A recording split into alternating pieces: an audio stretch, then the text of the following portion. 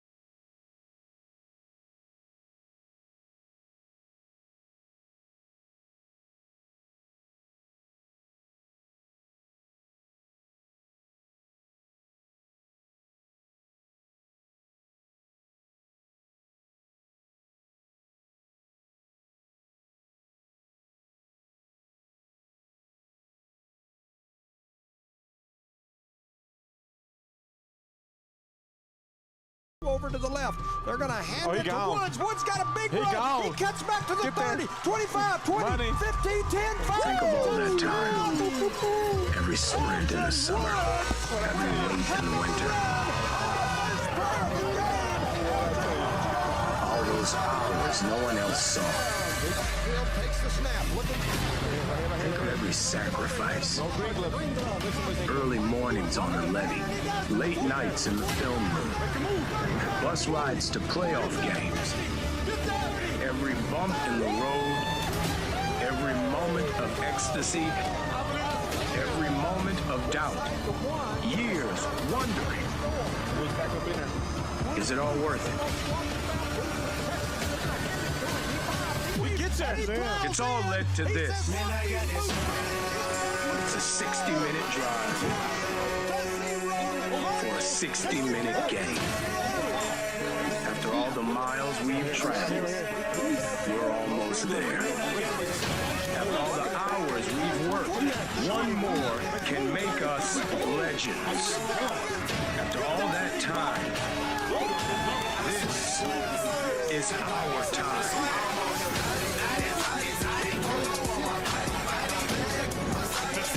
Get a five-man rush. Seam shot.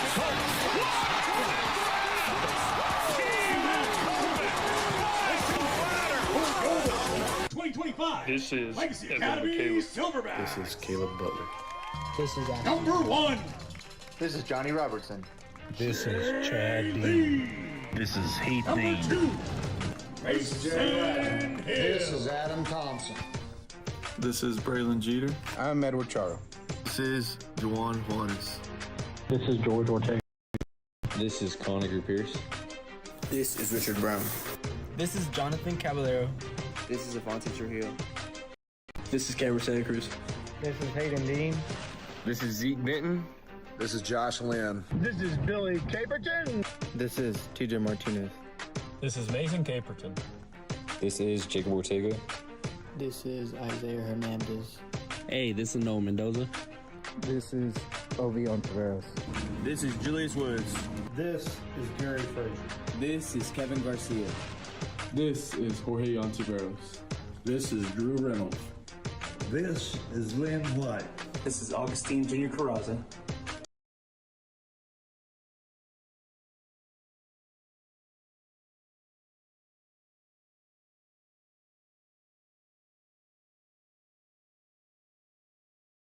Willie Dean. This is Ryan Dean. Randall Montanez. This is Tyler Almaguer. This is Antonio Granados. This is Luis Gonzalez. This is Felix Gonzalez, aka Gato. This is Justin Frank. This is Paul Navarrete. This is Blake Lee. This is Yuli Lozano. This is Juan, the Mexican Nightmare, Gaetan. This is Jason Herrera. This is Bert Fisher. This is Adan Ornelas Jr. This is Bob Patterson. This is Kendall Boyd. This is Robbie Fairbrush. This is William Blaine Fairbrush. This is Josh Jones. This is Bryce Jenkins. And this is Jimmy Jones. And we are the Eunice Cardinals. Good afternoon, ladies and gentlemen, and welcome to Noalmark Broadcasting's coverage of Eunice Cardinal Sports and the 2025 Nucinda Credit Union NMAA 2A. We are live here in Bernalillo, New Mexico, live here in northern New Mexico, just north of Albuquerque. In fact, we're about 5 miles east of where the Hobbs Eagles are facing the Cleveland Storm. I'm Jimmy Jones. Once again, we're live here in Bernalillo, and with me today, for the first time, making his debut, he's got the We Ready music playing on the speaker behind him, none other than the man, the myth, the legend, Edward Charo. Welcome, Edward. Welcome, Jimmy. Thank you for having me on today. Absolutely. We're excited for you. Well, I appreciate you just throwing on a headset and saying every now and then, and anything else you want to plug in, as long as it's not profane, I'm good with that too, because I was going to feel really funny standing here in the middle of this Legacy crowd just talking to myself and asking questions and answering them myself. So I'm glad I got you up here to help me. I appreciate you. The Eunice Cardinals have made the 5.5-hour trip northwest over the river and through the woods, across the mountain and into the Duke City to face off against the number 2 team in 2A football, Legacy Academy and the Silverbacks, a private school here in the Albuquerque area. The Eunice Cardinals are the number 3 seed in this year's state playoffs. Legacy is the number 2 seed. Texaco is the number 1 seed, and they are hosting Hozo Academy, another private school, at the same time as this game.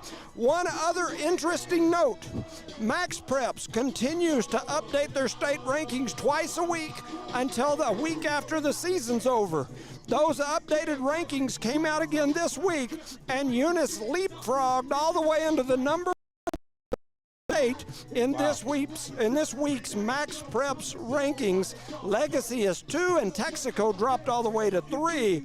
So right now, the Cardinals, according to Max Preps, are the number 1 team in the state of New Mexico. Over the last week, I've had several people reach out to me and say, where and what is Legacy Academy? What's their story? So a little history. I did a little Google search. You can find anything on the internet nowadays. Legacy was established in 2005 as a ministry preschool associated with the Legacy Church. Over the years, they've continued to grow, and by 2020, they had pre-K through 12th grade. They are a private Christian school here in Albuquerque, located on the west side, over near West Mesa High School. They are growing rapidly, and in 2022 they started 8-man football. That year they finished 2-6. The following year, in 2023, they went 7-2, losing to Clayton in the 8-man state title game 26-28. Last year, they moved into the 11-man division, finishing the season 9-2. They made the playoffs for their first season ever in 11-man football, where they lost to Loving in a close game. And now, in only their second season ever in 11-man football, they are the number 2 team in the state of New Mexico. Looking at Legacy, even though they've only been involved in sports for a handful of years, they have won multiple state championships in various sports, including this year's state volleyball champs, where they went 23-2. They destroyed everyone in the state tournament. They did not lose one single set in the state tournament. They beat Texaco, Tatum, Mesilla Valley, Manal, McCurdy, all 3-0. Legacy has also won championships in girls track and powerlifting. The school is quickly becoming a superpower private school in the 2A division. On the football field, Legacy's 10-1 this year. They were 5-0 in their district with wins over Santa Rosa, Raton, Laguna, Hozo, Santa Fe Indian, Capitan, Estancia, McCurdy, Tucumcari, and Loving. Their only loss came to Hope Christian, who is the number 3 team in 3A football this year. That game saw a final score of 12-6, a defensive battle. In fact, not one team has scored more than 20 points on the Silverbacks all season. On average, their defense only allows 1 touchdown per game all year long. They've got a good defense, I'm going to tell you. Legacy runs the spread offense. They mix it up pretty good between the pass and the run. They have a good quarterback in senior Lorenzo Sadia Urban, who has passed for 15 touchdowns this season while averaging about 60 yards per game on the ground. He has a 96.7 QB rating. The offense runs through him. Junior Xander Chavez rushes for nearly 100 yards per game. He's not big, but he's quick, he's shifty, similar build to our Adon Baeza. Senior Jay Lee leads this team in receiving with nearly 60 yards receiving a game. He also leads the team in touchdowns with 10 on the year. Lee was the high point track athlete at last year's state track and field championships. He's fast, he's very, very athletic. He can run, jump, catch, tackle, you name it, the kid can do it. This Legacy offense scores about 30 points per game, while the defense gives up about 8 points per game on average. They've held numerous opponents to 0 this year. So, can this Legacy defense slow down this explosive Eunice offense? We will soon see. Let's talk about the Cardinals. Eunice, they're the 16-time state champions here in New Mexico. They enter this game under the leadership of Coach Greg Jackson. Jackson is 59-17 as the head coach in Eunice. This is his 7th season. He has the best, or one of the best winning percentages in Eunice high school football history. He's led his team to the semifinals or better every year as the head coach. Not one year as the head coach has he missed the Final Four of state football. He's played in the title game 4 out of his last 6 seasons, and he's won 3 state titles in those 4 trips. A win here today would send him back to the championship game for the 5th time in 7 seasons. He's a winner. The 8-2 Cardinals suffered 2 losses this season. The first was to St. Mike's, a team that has not lost. The Cards also lost a nail-biter to Texaco, a game that they led through 3 quarters. They will run the spread offense, no huddle, led by senior quarterback Elijah Melanson. They will run the ball, but make no mistake, they run it to set up the pass. Number 9, senior Elijah Melanson is the quarterback and leader of this high-powered Cardinal offense. Melanson has thrown for 10,438 yards in his career, 151 touchdowns in his career. As of this moment, he is second for all-time touchdown passes by any quarterback in New Mexico high school football history, and he is 15 touchdowns away from being the top touchdown passing quarterback in New Mexico high school football history. He's also 3rd in passing yards in the NMAA record books with 10,438. That makes him 206 yards away from the number 2 spot. And here we go with the national anthem.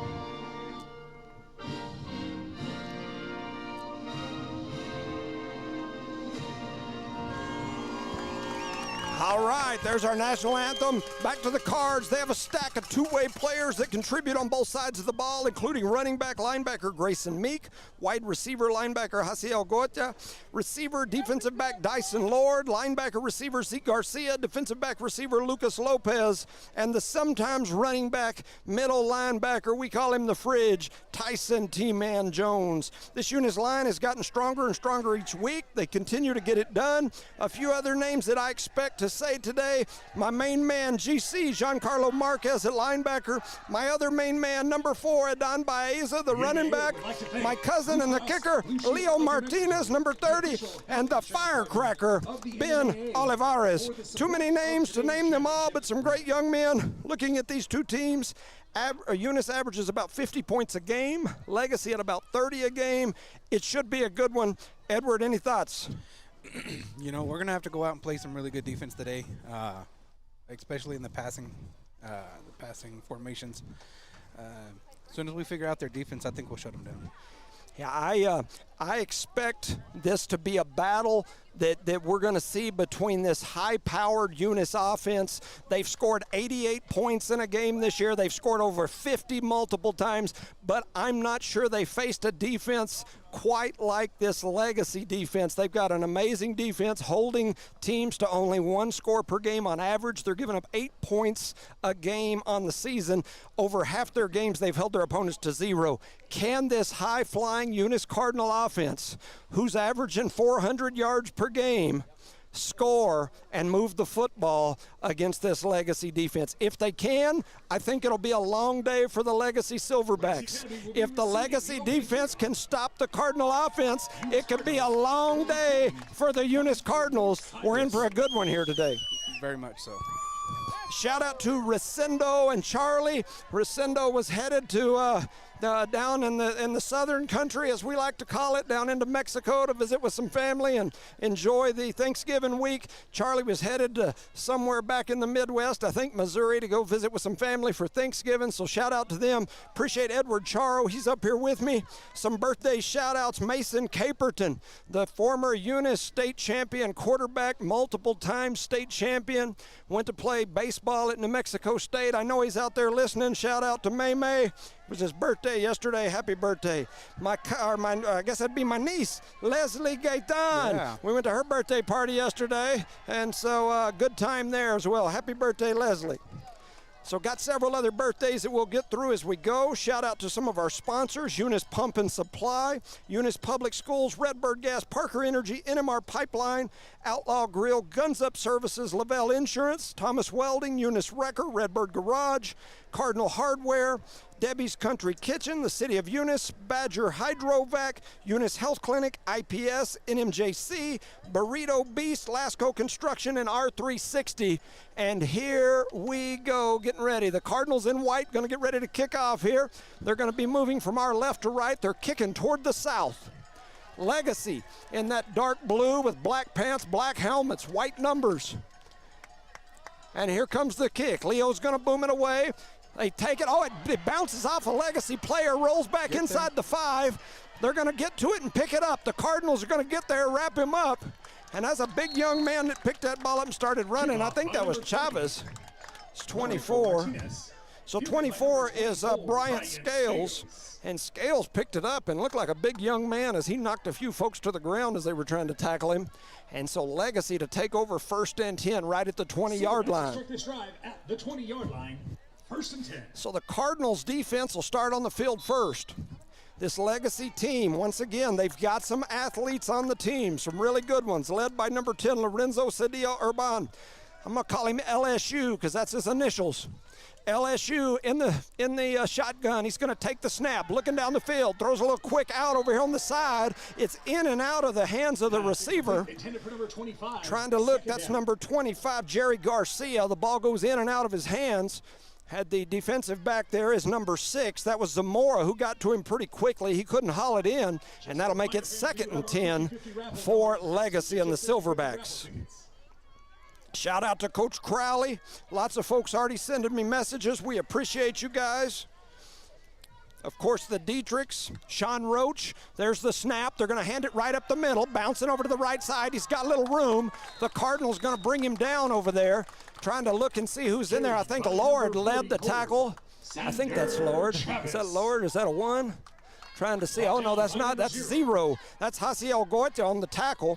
The young man on the run, on the carry, was Alexander Chavez, the running back, number 44. He's going to pick up about, we'll call it a long 6. Yeah. So here comes Legacy up to the line of scrimmage. Ball now spotted about the 27-yard line, maybe 26 and a half. They've got 2 to the right, 2 to the left. In the spread offense, the quarterback, he's back in the shotgun. He's got that pistol back behind him. He's going to take the snap, looking pass. He's rolling to his right, trying to find somebody to get it to, and the Cardinals are going to get to him and take him down for about a 5-yard loss. A couple of Cardinals there, including GC, Giancarlo Marquez, and who? Grayson Meek. And Grayson Meek. Meek and Giancarlo. GC, are you with me? They sacked the quarterback, and that's going to make it 4th down and probably 6 as the Legacy Academy Silverbacks look to be ready to punt. In that punt formation, watching for the snap here as they are ready. There goes the snap. They're going to snap it. They kick it away. It's a high punt. Lord trying to get out of the way. He does. The ball takes a big, big Silverback skip all the way down to the 35, where your Cardinal offense and Melanson will head out onto the field for the first time. Shout out to Jackie Miller. Alan, we appreciate you guys listening. The 35-yard line. 1st and 10. We talked about Melanson in the pregame. Melanson is 206 yards away from being the #2 passing quarterback in New Mexico high school football history. He's 15 touchdowns away from being the leading touchdown passer in this state's history of any class as well. Melanson takes the snap. He's going to hand it to Meek. Meek bounces it to the right side. He finds a little bit of room. He's going to push forward and pick out about 5. Kind of got bent backward there, went down awkward. A host of Silverbacks. Number 75 led that. That's Vicente Montano. He's their leading tackler on the season. And the Cardinals pick up about 5. Ball now at the 40-yard line.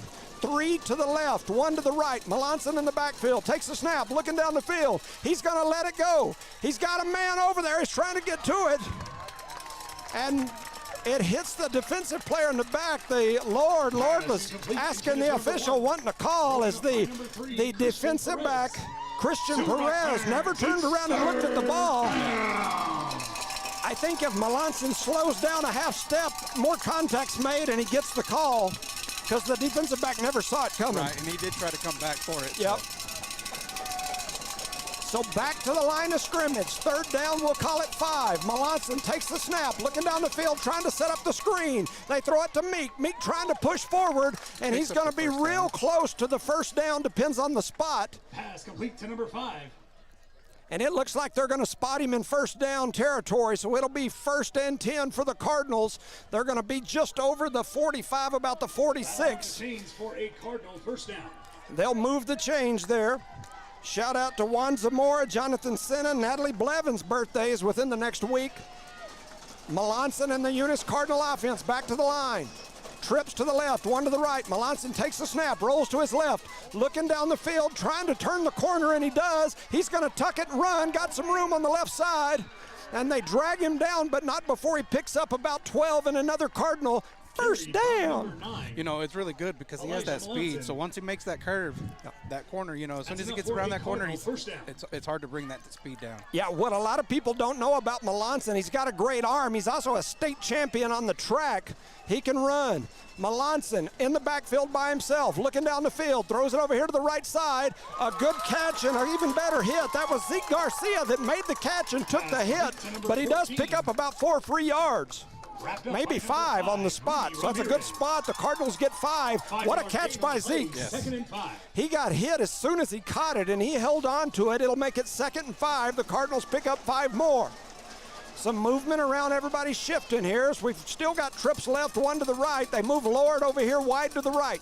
Melanson and Meek in the backfield. They put Lord in motion. He's going to take the snap, cuts up the middle, he pushes forward.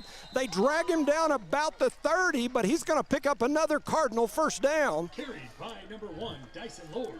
This was the issue that we wanted to see. Can the Silverbacks' high-powered defense stop or slow down this Cardinal offense? And so far, the Cardinals are moving the football. Can they keep it up? 2 to the right, 2 to the left. Melanson takes the snap, looking down the field. He throws it over here to this side, and probably a good thing he kind of overthrew him because the defensive back, number 3, Perez, was trying to jump that route. So that'll make it 2nd down and 10. Eunice all the way down inside the 30 at about the 29 is where they've got the ball spotted. Shout out to Resendo. I hadn't been able to read your messages yet, but I'm seeing them pop up on my phone laying down there. For those that don't know, we're standing beside the press box on a little metal ledge. Me and Edward here. They're going to hand it to Meek. Meek pushes right through the middle. He's pushing forward. He's going to pick up maybe 1 or 2. And it'll make it 3rd and long for the Cardinals. Brought down for a. So he picks up about 1 by the time they ended up spotting him. So the Legacy fans getting rowdy here on 3rd and 9. Can the Cardinals capitalize here? Trips to the right, 1 out. No, they got 2 wide to the left. Melanson in the backfield all by himself. Melanson trying to get the Silverbacks to jump off sides. Now he's going to reset the offense. Calls them out. Still in the backfield by himself. He's going to take it, run right up the middle. Then he bounces out to the right side, and they're going to drag him down for a loss. As Melanson's going to lose maybe 2 all the way back to the 30, and I would assume where they're at, you're going to see the offense stay on the field. Ramirez. It's 4th down. The Cardinals stay at the line of scrimmage. Trips to the left, 2 to the right. Melanson in the shotgun, all by himself. He takes the snap, looking down the field, trying to find somebody to give it to. He's got somebody on that side. He's just going to tuck it. He's trying to run out, and he does over toward the corner, and he's going to pick up another Eunice Cardinal first down. Carried by number 9. Probably a really smart move. There was a lot of open field there, so yes, took advantage of it. I agree. A lot of good coverage. They've got some really good athletes in the secondary of this Legacy defense. They had our receivers covered up pretty good. Melanson made the right choice, tucked it for a first. Back to the line of scrimmage. This Cardinal offense works quick.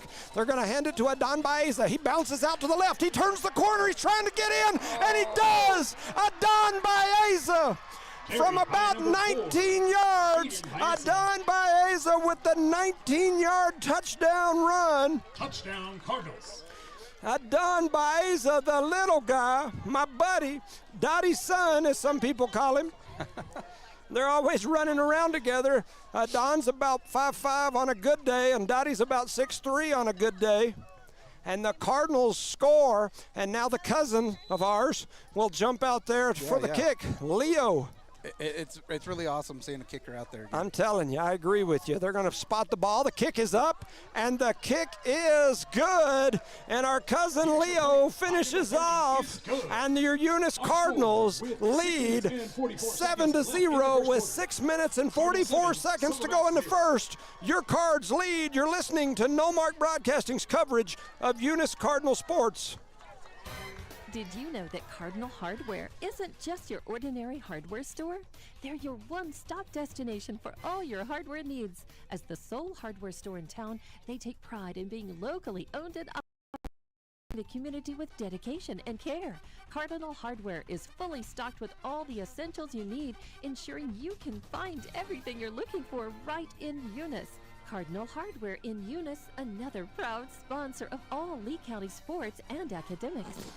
Welcome back, ladies and gentlemen, to Noalmark Broadcasting's coverage of Eunice Cardinal sports, where your Eunice Cardinals score to make it 7-0 on a 19-yard touchdown scamper by the little fella, Adon Baeza, and then the extra point by Leo. And so the Cardinals lead, and the Cardinal kickoff team is back out there again. Legacy's kickoff return team on the field. Leo ready for the kick. He's back and ready. Beautiful, beautiful day here. The sun's going to burn me up, and there's the kick. It's going to land right in the middle. Nobody picks it up. Now they do. Headed over to the right side. He's got a little room as he busts through a couple of tackles. He's still on his feet, and he breaks away at midfield, trying to push it up the field, and here come the Cardinals chasing him from behind. There goes a flag, and saving the touchdown. Trying to see who that was. 41. I couldn't tell. By number 1, Jay Lee. So Jay Lee is the young man that ran. And it was tackle made by 21. 21 is Ben, the firecracker Oliveros. Jay Lee is that young man that was the state high point track and field athlete last year. There was a late flag that come in over there too, so we will see what the call is. I'm assuming they're going to bring it back. They've got a block in the back, so they are going to bring it back. Let's see how far. It's a spot foul, so let's see where they bring it back to. A heck of a run, though, there by Jay Lee. That's that young man that we talked about in the pregame. The Silverbacks will take over inside Cardinal territory. And so the Silverbacks will have the ball. Silverbacks! As they've got a very animated announcer. We're going to have Billy Hobbs take some lessons. As this young man, and the speaker's about 4 foot above my head, pointed right at us. So everybody at home can hear it. But anyway, here we go. The Legacy offense heads out onto the field. LSU, Lorenzo Sadia Urban at the QB position. He's got that pistol back. Chavez behind him. Trips to his left. One to his right. LSU takes the snap. He fakes the handoff, then's going to duck it around the right side himself. He's pushing forward, and I think he's going to pick up at least 3, maybe 4. As he pushes it over to that right side, they're going to spot him about a 3-yard pickup. And the ball will now be spotted inside the 40, about the 39, where it'll be 2nd and 7. So Eunice jumps out to the early lead here. And Coach Crowley sending me messages. I appreciate you guys. Of course, Tiff and everyone back at the station, Tiff and Evie. We appreciate you guys as well. So here we go. Legacy heads to the line of scrimmage. They've got 2 to the right, 2 to the left. LSU in the shotgun with that pistol back behind him, which is Chavez. Chavez reminds me a lot of Adon Baeza on our team. Takes the snap, looking down the field. They get some pressure to him. He breaks out to the right side, then he throws it down the field to an open receiver. He's trying to scramble down inside, and he gets brought down by Lord. I know that's zero. Goya again. Silverbacks. And so they're going to pick up a first down all the way down inside the 15-yard line. Mark them about the 12, maybe the 13. That's the one thing about this Legacy offense. They mix it up really well. They run, they pass, they've got a good mix, and you can't really key in on one thing that they're about to do, and sometimes we struggle with that. Yes. So Legacy, 2 to the left, 1 out wide to the right. The shotgun for LSU. He's going to take the snap. They hand it right up the middle to Chavez. Chavez is going to get dropped in the backfield quick by, is that Haciel? 5 Meeks. Xander Chavez. Looks like zero to me. Zero. Haciel Goya. I think that's, it's either him or Meek. One or the other. And I tell you, when you get up here and you're trying to catch those numbers real quick, sometimes it's tough. And of course, my glasses are over there in the bag, so if I'm calling out the wrong number, it's because I can't see. That'll be my excuse. So here we go. 2 receivers left, 1 to the right. LSU in the shotgun. He's got Chavez behind him. He's going to take the snap, fakes the handoff, heads to the right. He's looking pass. He's going to lob it into the end zone, and it's picked off by the Cardinals. And that is Lord. The Lord giveth, and the Lord taketh away, as Dyson Lord with the interception in the end zone. And the Cardinals are going to take over, and the Cardinal faithful go rowdy over on the other side of the stadium. You know, it's amazing how many of our fans made this 5.5-hour trip. Yeah. You know this? Yeah, it's a 5.5-hour drive up here, and we got a pretty good Cardinal group that drove all the way up here to watch this game.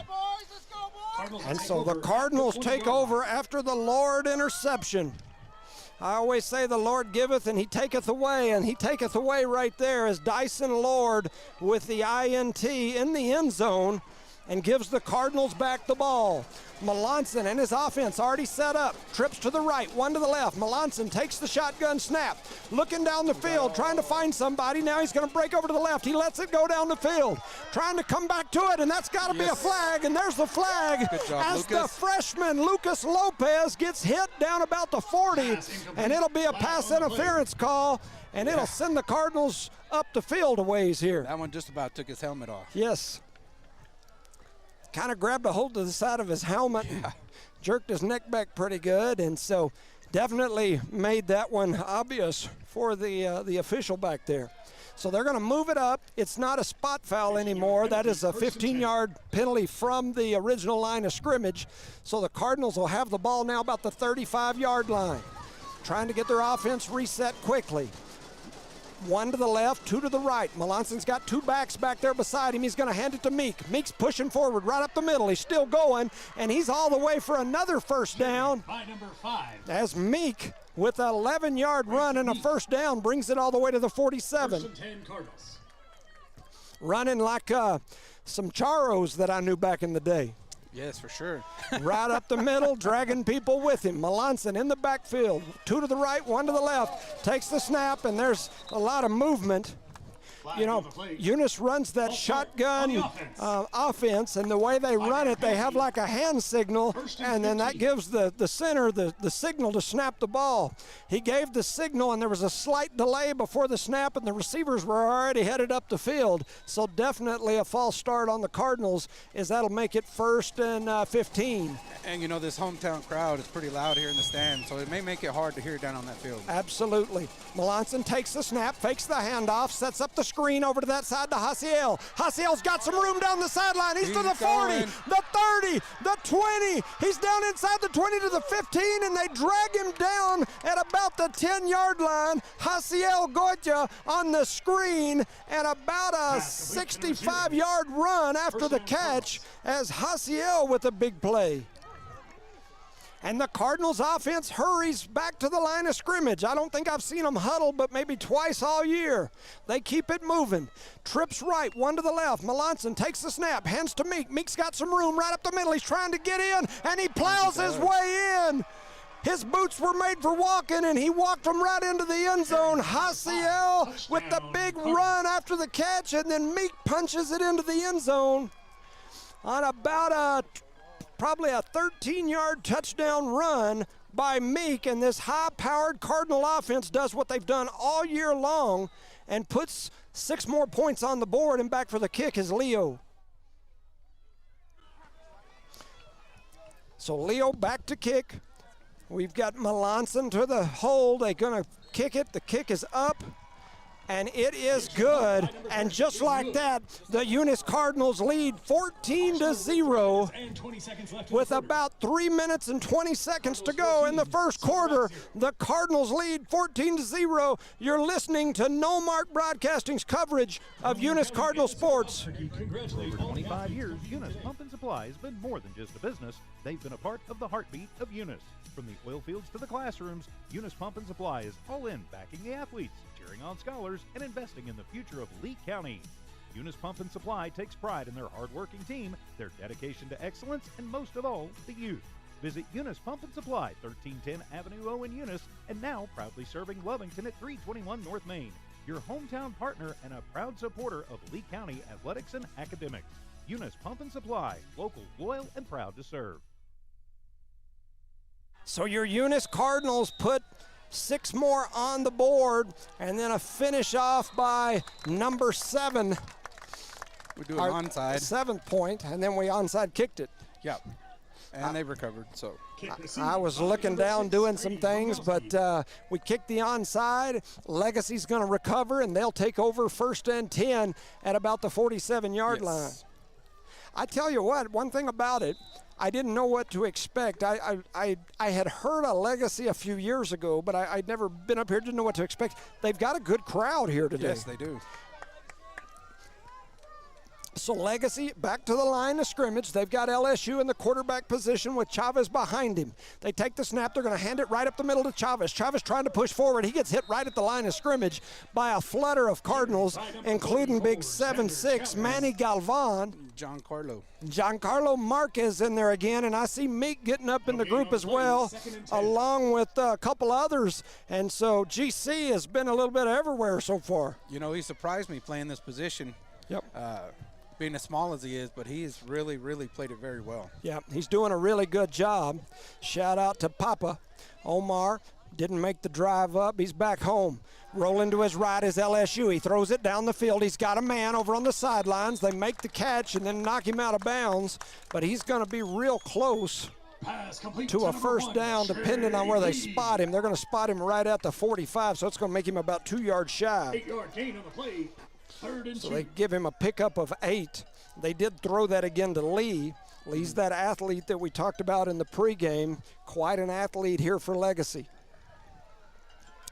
So this Legacy team, they run the spread offense, but it's a much more slow, methodical type of offense than the way we run the spread. They get in the huddle, they run plays in and out the way we used to do when I was in school. Right. And they're putting pressure on him, so that really makes him speed up his progression, which is making him make different decisions. So 3rd down and 2. LSU takes the snap, fakes the handoff, then heads to his left side. He's trying to turn the corner. He's got a little room, and they bring him down. It's going to be right at the 1st down marker. Tackle made by Hasiel, and I believe they're going to move the chains for a 1st down. That'll move the chains for a Silverback 1st down. I can feel the sun cooking my skin. One thing about this high elevation or high altitude sun is it'll cook you a lot quicker than our low elevation down there in the southeast part of the state. I may end up getting a tan today. I can feel it right on the back of my neck, and so it is cooking me. So late here in the 1st quarter, Legacy trying to put a drive together. It's 1st and 10. Yeah, no, I'll be all right. I'll just turn red. I'll be good. Get my wife to rub some aloe vera on it later. They're going to hand it right up the middle to Chavez. He's bobbing, he's weaving. He gets knocked down as he slips to the ground about the 40. And so he's going to pick up about 3. 2nd and 7. Chavez, it was funny when I was doing my research into this game, I was asking about Chavez because I saw his yards and whatnot, and they said, Adan Baeza. And I said, yeah, and they said, identical. And so, I can see that. I mean, you see the resemblance now that I'm standing here looking at him. Very quick, very shifty, speed, not very big, but you can just tell he's got one of those kids that's just got that heart that doesn't have to be very big to get it done. Kind of a Hayden Dean type of runner, you know. Right. And so back in the shotgun, LSU with Chavez behind him. He's going to take the snap. He's looking past the whole way. Throws it out to the right side. Good throw, good catch. Trying to turn the corner. Corner's big number 24. That's Scales. And he's going to plow his way forward for about a 10-yard gain and a first down for Legacy. And that's enough for a Silverback first down.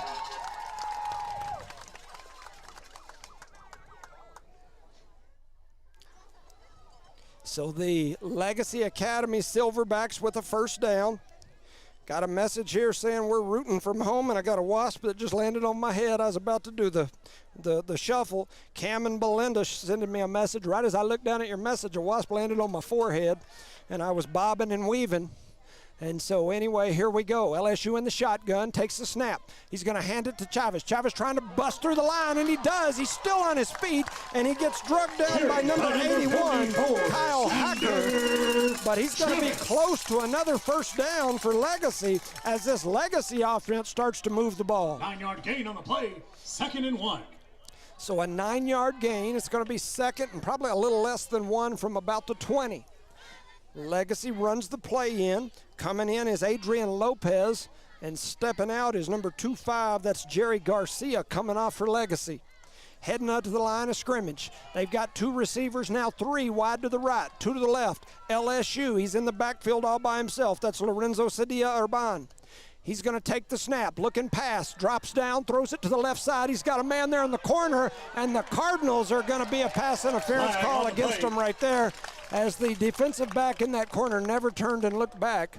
Trying to see who that was. That Zamora? I believe so. I couldn't see the number. It does look like Zamora from here, as the receiver ran that fade pattern into the corner, and he got behind Zamora, and Zamora was just trying to keep up with him, and on that lob pass, he ran right into him, never turned and looked back. And so Legacy will have a first down and a half the distance to the goal, which will put them just inside the 10. With 21 seconds left in this first quarter. It's 1st and goal from the 10-yard line. So Legacy heads back to the line of scrimmage, trips to the right, 1 to the left. LSU in the shotgun with Chavez in the pistol back. They fake the handoff, head over to the left side, trying to push through. They're dragging Cardinals. There's a host of Cardinals there, but LSU's dragging them. Trying to see who all gets up off the bottom. I see Giancarlo. I see Zeke Garcia, I believe. And Hasiel. Hasiel. Gain on the play. And 8-1, that's Hacker down in there, and maybe even Meek at the end as well. I think I even saw some Joel Sosa.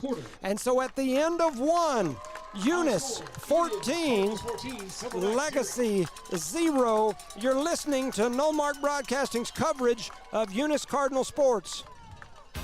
Thomas Welding, precision, strength, reliability. Located at 3529 North Del Paso Hub, is your trusted partner for top quality welding and industrial services. They specialize in carbon and stainless welding, operate an ASMER stamp code shop, and provide roustabout services, dirt work, equipment rental, sandblasting, and coating. Owned and operated by Justin Thomas, who says we take pride in serving our community and are a proud supporter of Lee County athletics and academics. For expert craftsmanship and dependable service, call Thomas Welding today. Welcome back, ladies and gentlemen, to Noalmark Broadcasting's coverage of Eunice Cardinal Sports. Here live in Bernalillo, I'm Jimmy Jones alongside my partner today, Edward Charo. We're live here in Bernalillo as your Eunice Cardinals finish off the first quarter with a 14-0 lead. However, Legacy Academy and the Silverbacks are knocking on the door as they've got the ball second and about 9, or second and goal from about the 9.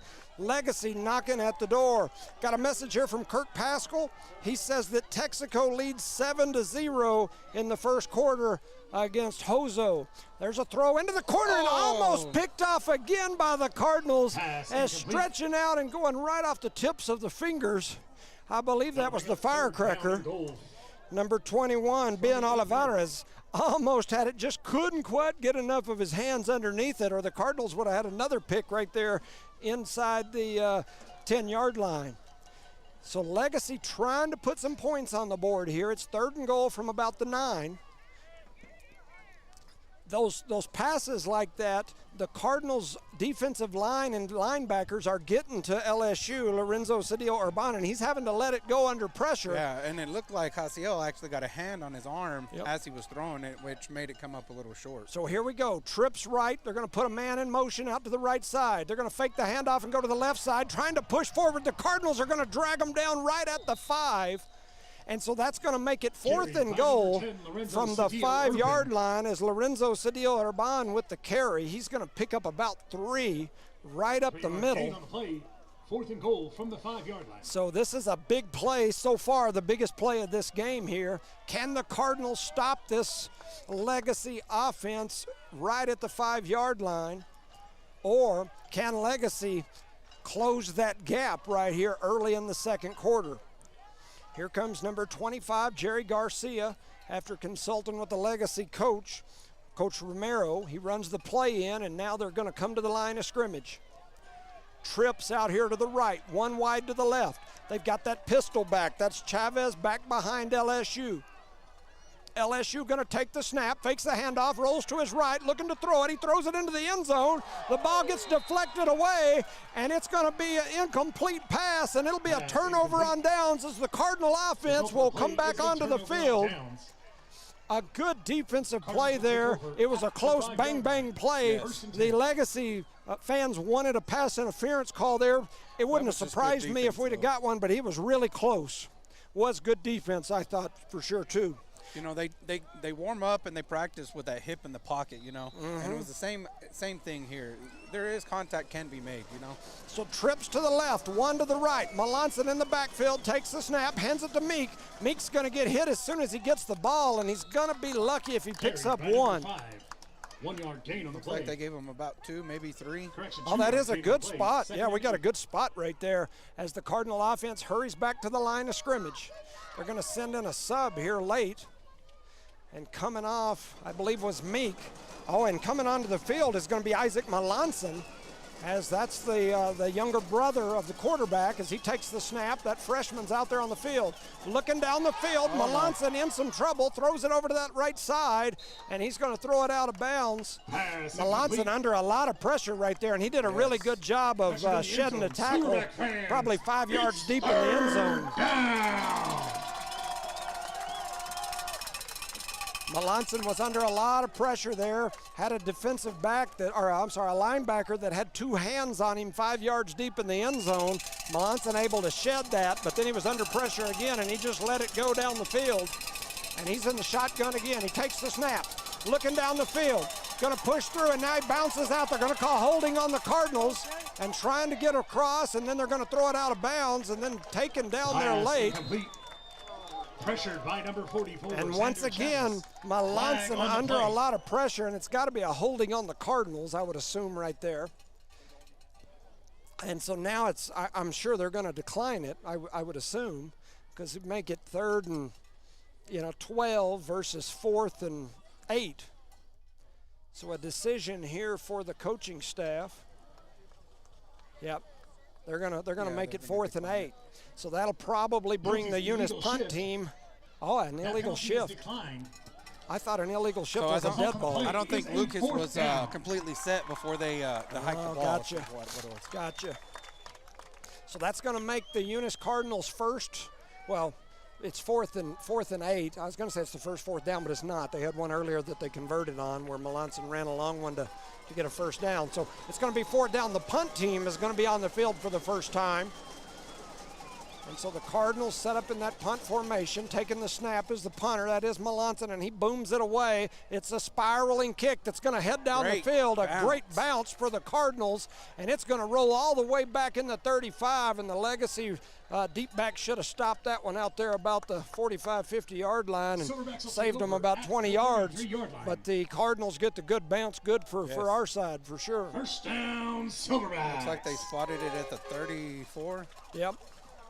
Yeah, so the Legacy offense will come back onto the field at about the 34-yard line. A booming spiral kick there by our quarterback, Melanson. That's the cool thing about having a quarterback that can kick it is you can snap it to him and let him make a decision if it's one of those where he thinks he can find some space and get a first down. So here we go. Legacy's offense back on the field. Seems like our defense has spent a lot of time on the field the first half. You know, this offense runs very slowly. So trips out here wide to the right, one to the left. LSU in the shotgun with Chavez behind him. He's going to hand it right up the middle, and the ball's on the ground, and the Cardinals got it. There's multiple Cardinals that were first to it. Let's see who. They signal for Eunice. And they do signal. The Cardinals pick it up. By the Cardinals. I see number 7-6 down there. I can't tell for sure if that was him, but that was Manny Galvan down there at the bottom of that pile that come up running and pumping his fist. So I'll say he got it. Don't know for sure, but his family will thank me. So yes, for sure. So the Cardinals offense back out on the field. They've given them another chance. Trips to the left, one to the right. Melanson and Meek in the backfield. I look for Meek on a handoff right here. They take the snap, they hand it to Meek. Meek bobs, he goes to the right side. He's still on his feet. He pushes forward. He's right at the first down marker. As Meek picks up about 10, and they're going to spot it and say that he's about a half yard short. Officially, they're going to say 9. It's 2nd and 1. I'm going to call it 2nd and 1 foot. And so back to the line of scrimmage. Melanson takes the snap, hands it to Meek right up the middle. Meek pushes forward. He's still on his feet. He's going to pick up about 6 and another Cardinal first down. Or as in Jowl, they might say a first down. The Cardinals, with about 9 minutes to go here in the second. Melanson takes the snap, throws it over to Hussey on the right side. Hussey with some blockers in front. He pushes forward, and he's going to be close to another Cardinal first down. He's right at the line to gain. It's going to depend on a left foot or right foot spot, and they're going to say he's about a foot short. So 2nd down and about a foot, as the Cardinals are inside the 10, we'll call it the 7. Melanson takes the snap, hands it to Meek. Meek bobs, weaves, he pushes forward, he falls in, and he's right at the goal line. They're going to say he's on the 6-inch line, just short. And so the Cardinals will have it first and goal from inside the here he comes. Here comes the fridge. Tyson, the refrigerator Jones, heads onto the field. Usually you can look for him to pile through the middle. Jones in the backfield. He's just going to push it, and he does, and the Cardinals are in. Touchdown Eunice. As the Eunice Cardinals basically pull the push there on the 1-yard touchdown run by Melanson. He had the big man Jones behind him just laying on him. And they're just in. Like his dad did, you know that? Yes, yes he does. Cardinals now lead 20-0. Leo back for the extra point. They take the snap, they put it down, the kick is up, and it is good. And your Cardinals lead this game 21-0. You're listening to Noalmark Broadcasting's coverage of Eunice Cardinal Sports. Cardinals 21, Silverbacks 0. Around here, we work hard on the field, in the classroom, and in life. And companies like Parker Energy, they're in our corner. Since 2006, they've delivered expert transport, pump truck, back truck, and disposal services. But more than that, they've supported us, our schools, our sports, our future. Thanks, Parker Energy, for showing up and believing in what we can do. All right, welcome back, ladies and gentlemen, to Noalmark Broadcasting's coverage of Eunice Cardinal Sports here live in Bernalillo, New Mexico in the semifinals of the State 2A playoffs. The Cardinals lead Legacy Academy, the number 2 team in the state, versus the number 3 team in the state. Eunice leads 21-0. We're early in the second quarter. This Legacy offense has been able to drive the ball. They just hadn't been able to finish once they've gotten the red zone. Right. They have moved the ball down the field, and so they just hadn't been able to score. And here comes that onside skipper kick, and the Cardinals get to it just a half second late, and Legacy will take over 1st and 10 at the 45. You know, last week, or the last game we played, he had some really great onside kicks where it would kick it up right there at that last minute, and we were able to make a recovery on one of them. Yeah, I agree. And they're looking for that again, I know, but they also don't want to take a chance of kicking it down deep and having that long run back as well. Especially with that athlete they got in the back. Hey, shout out to Dusty and Donna Landreth. They're listening to the game and rooting for the Cardinals. Parents of an amazing Eunice Cardinal, D. Lloyd, who coaches up in Hobbs now. Shout out to Kirk Pascal. He's keeping me updated on that Texaco game where second quarter it's Texaco 7, the other team 0. Hozo Academy. So shout out to all those folks and thank you. Legacy takes the snap, looking down the field. They're going to let it go over here onto this side, trying to get to it, and it's a ball's uncatchable. And coming up and making a hit was number 21, and that's Ben Olivares. Intended for number 1. And the Legacy faithful wanted either a pass interference or an unsportsmanlike. The pass was overthrown is the only reason they don't get that call. I would not have been surprised if they gave him the call. Yes. But they didn't give it to him because the pass being overthrown and because he was out of bounds. So once again, it would not have surprised me at all if they would have called that. They definitely could have. But the fact that the pass is over his head, probably 10 yards and out of bounds, I think that's the reason why they didn't give him the call there. Just my kind of 2 cents. So here comes Legacy back to the line of scrimmage. It's 2nd and 10. Ball at the 45-yard line. LSU in the shotgun. He's got Chavez behind him, 2 to each side. Takes the snap, looking past the whole way, throws it over to the left side, and a good catch over there. He had pressure. That's Luis Zamora. Zamora with some good defense. And Garcia with a great catch there under pressure. He's going to pick up about 7. And that's going to make it 3rd and about 3. And I just had another wasp land on my head. I don't know if they like my red little hat I got on with that little ball on the top. They think it's a honeycomb or something. But must be your cologne. It probably is. I didn't wear any today. It's just that natural scent that I got. I smell like a trash can because aren't they attracted to trash cans out at the... No comment on this.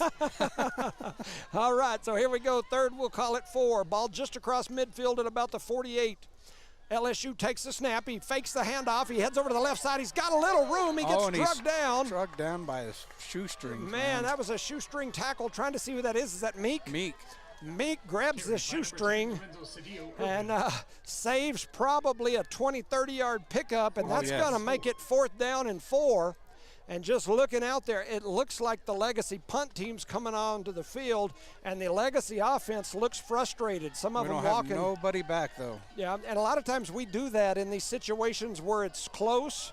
We'll just let them kick it because last year in Texaco, I think twice we were like this, and they run it up the middle on us and got first downs. Ever since then, all year I've noticed if it's 4th and short, we don't usually put anybody back.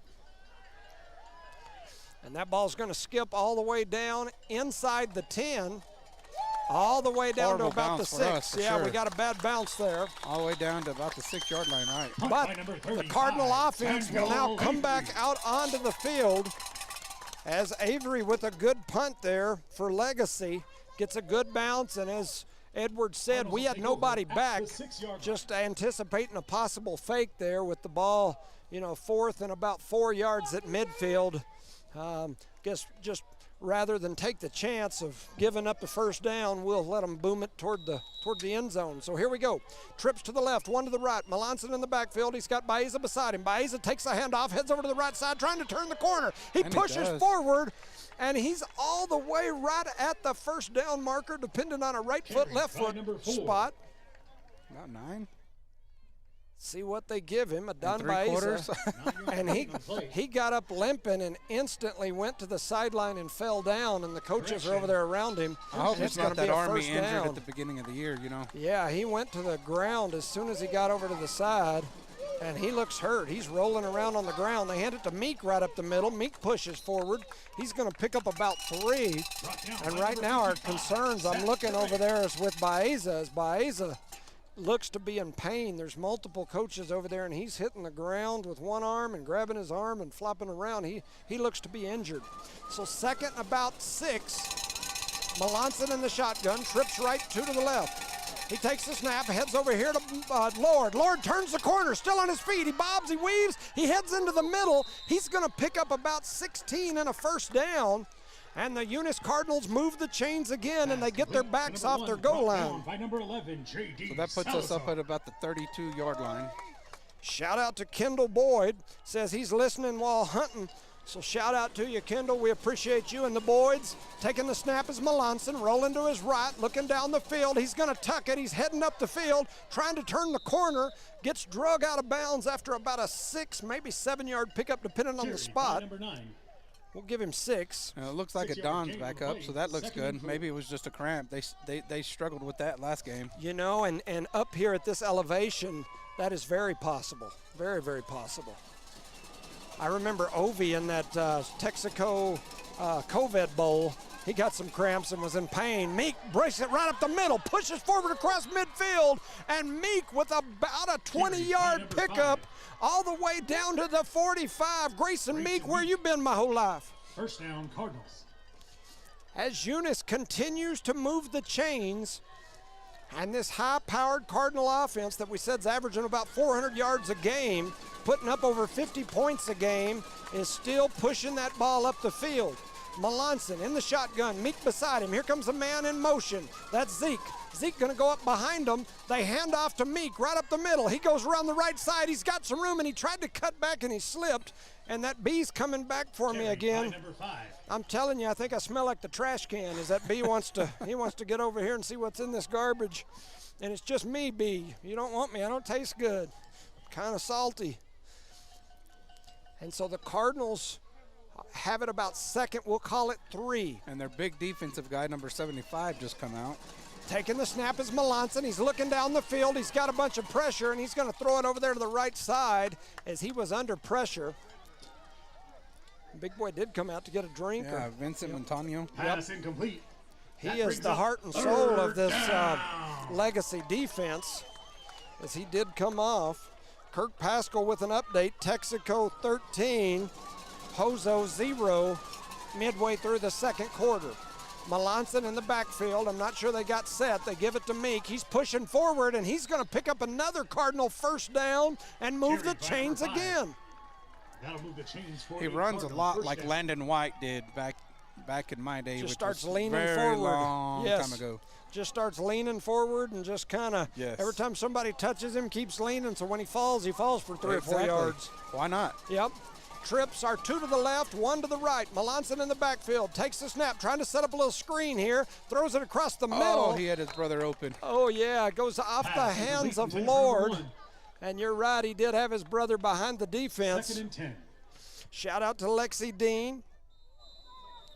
Me, May, happy birthday, May. Asher, Nana, Joe, Heath, Shelly, all watching. We appreciate you guys all watching. And I'm assuming they're watching from Lubbock, from Texas Tech Red Raider country. So shout out to the Red Raider fans over that way.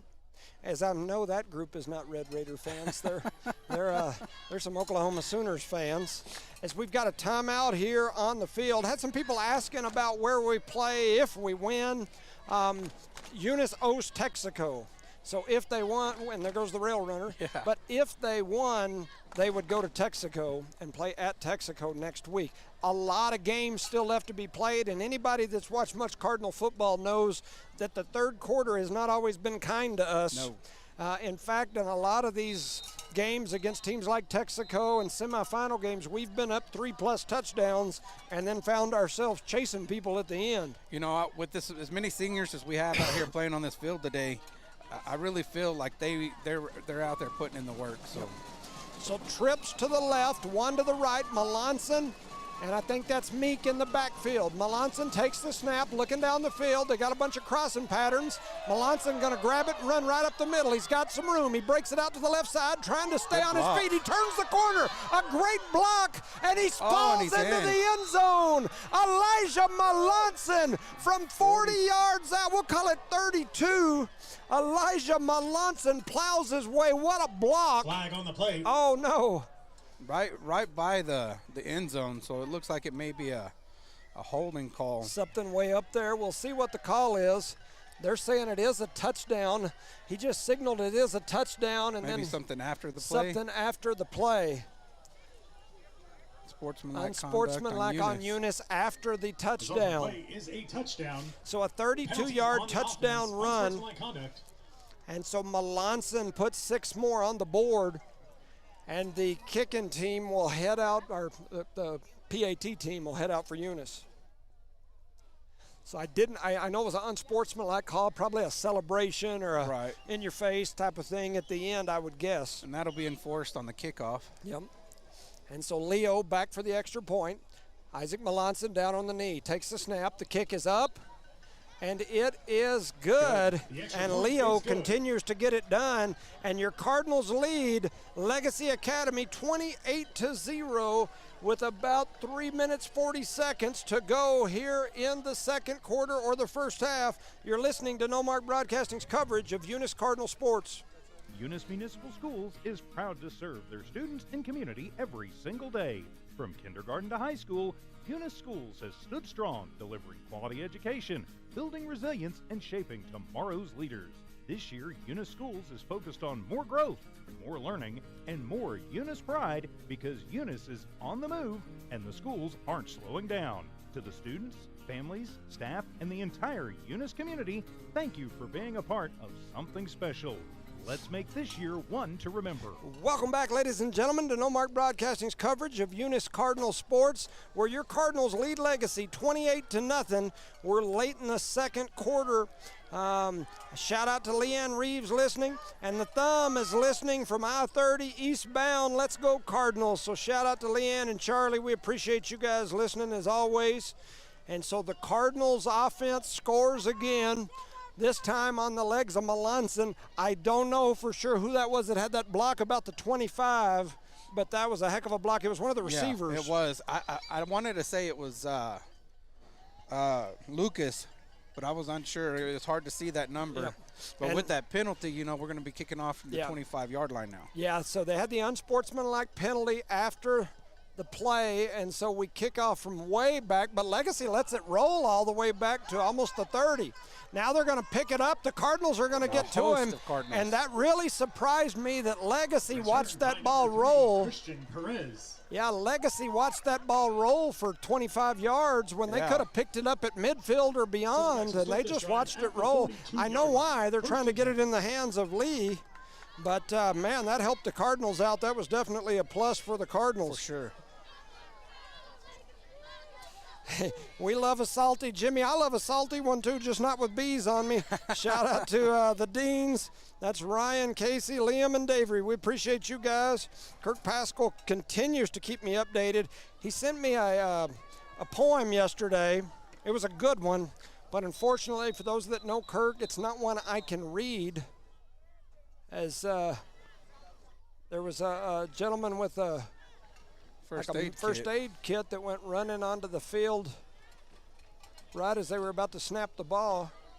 It looked like during the tackle on that last play that somebody went down kind of hurting, but they got up.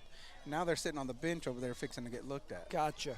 So here is LSU with the snap. He fakes the handoff, heads over to the right side. A bunch of Cardinals back there after him. He's trying to get away from them. He can't get away as the entire Cardinal nation comes swarming in there. Meek, I see 13, Giancarlo Marquez getting out of the bottom of that pile. They were all over him, and there was half the Cardinal team on that one. Yeah, it just goes to show you a good defensive end doesn't have to be huge. They just got to have some speed and some heart. For sure.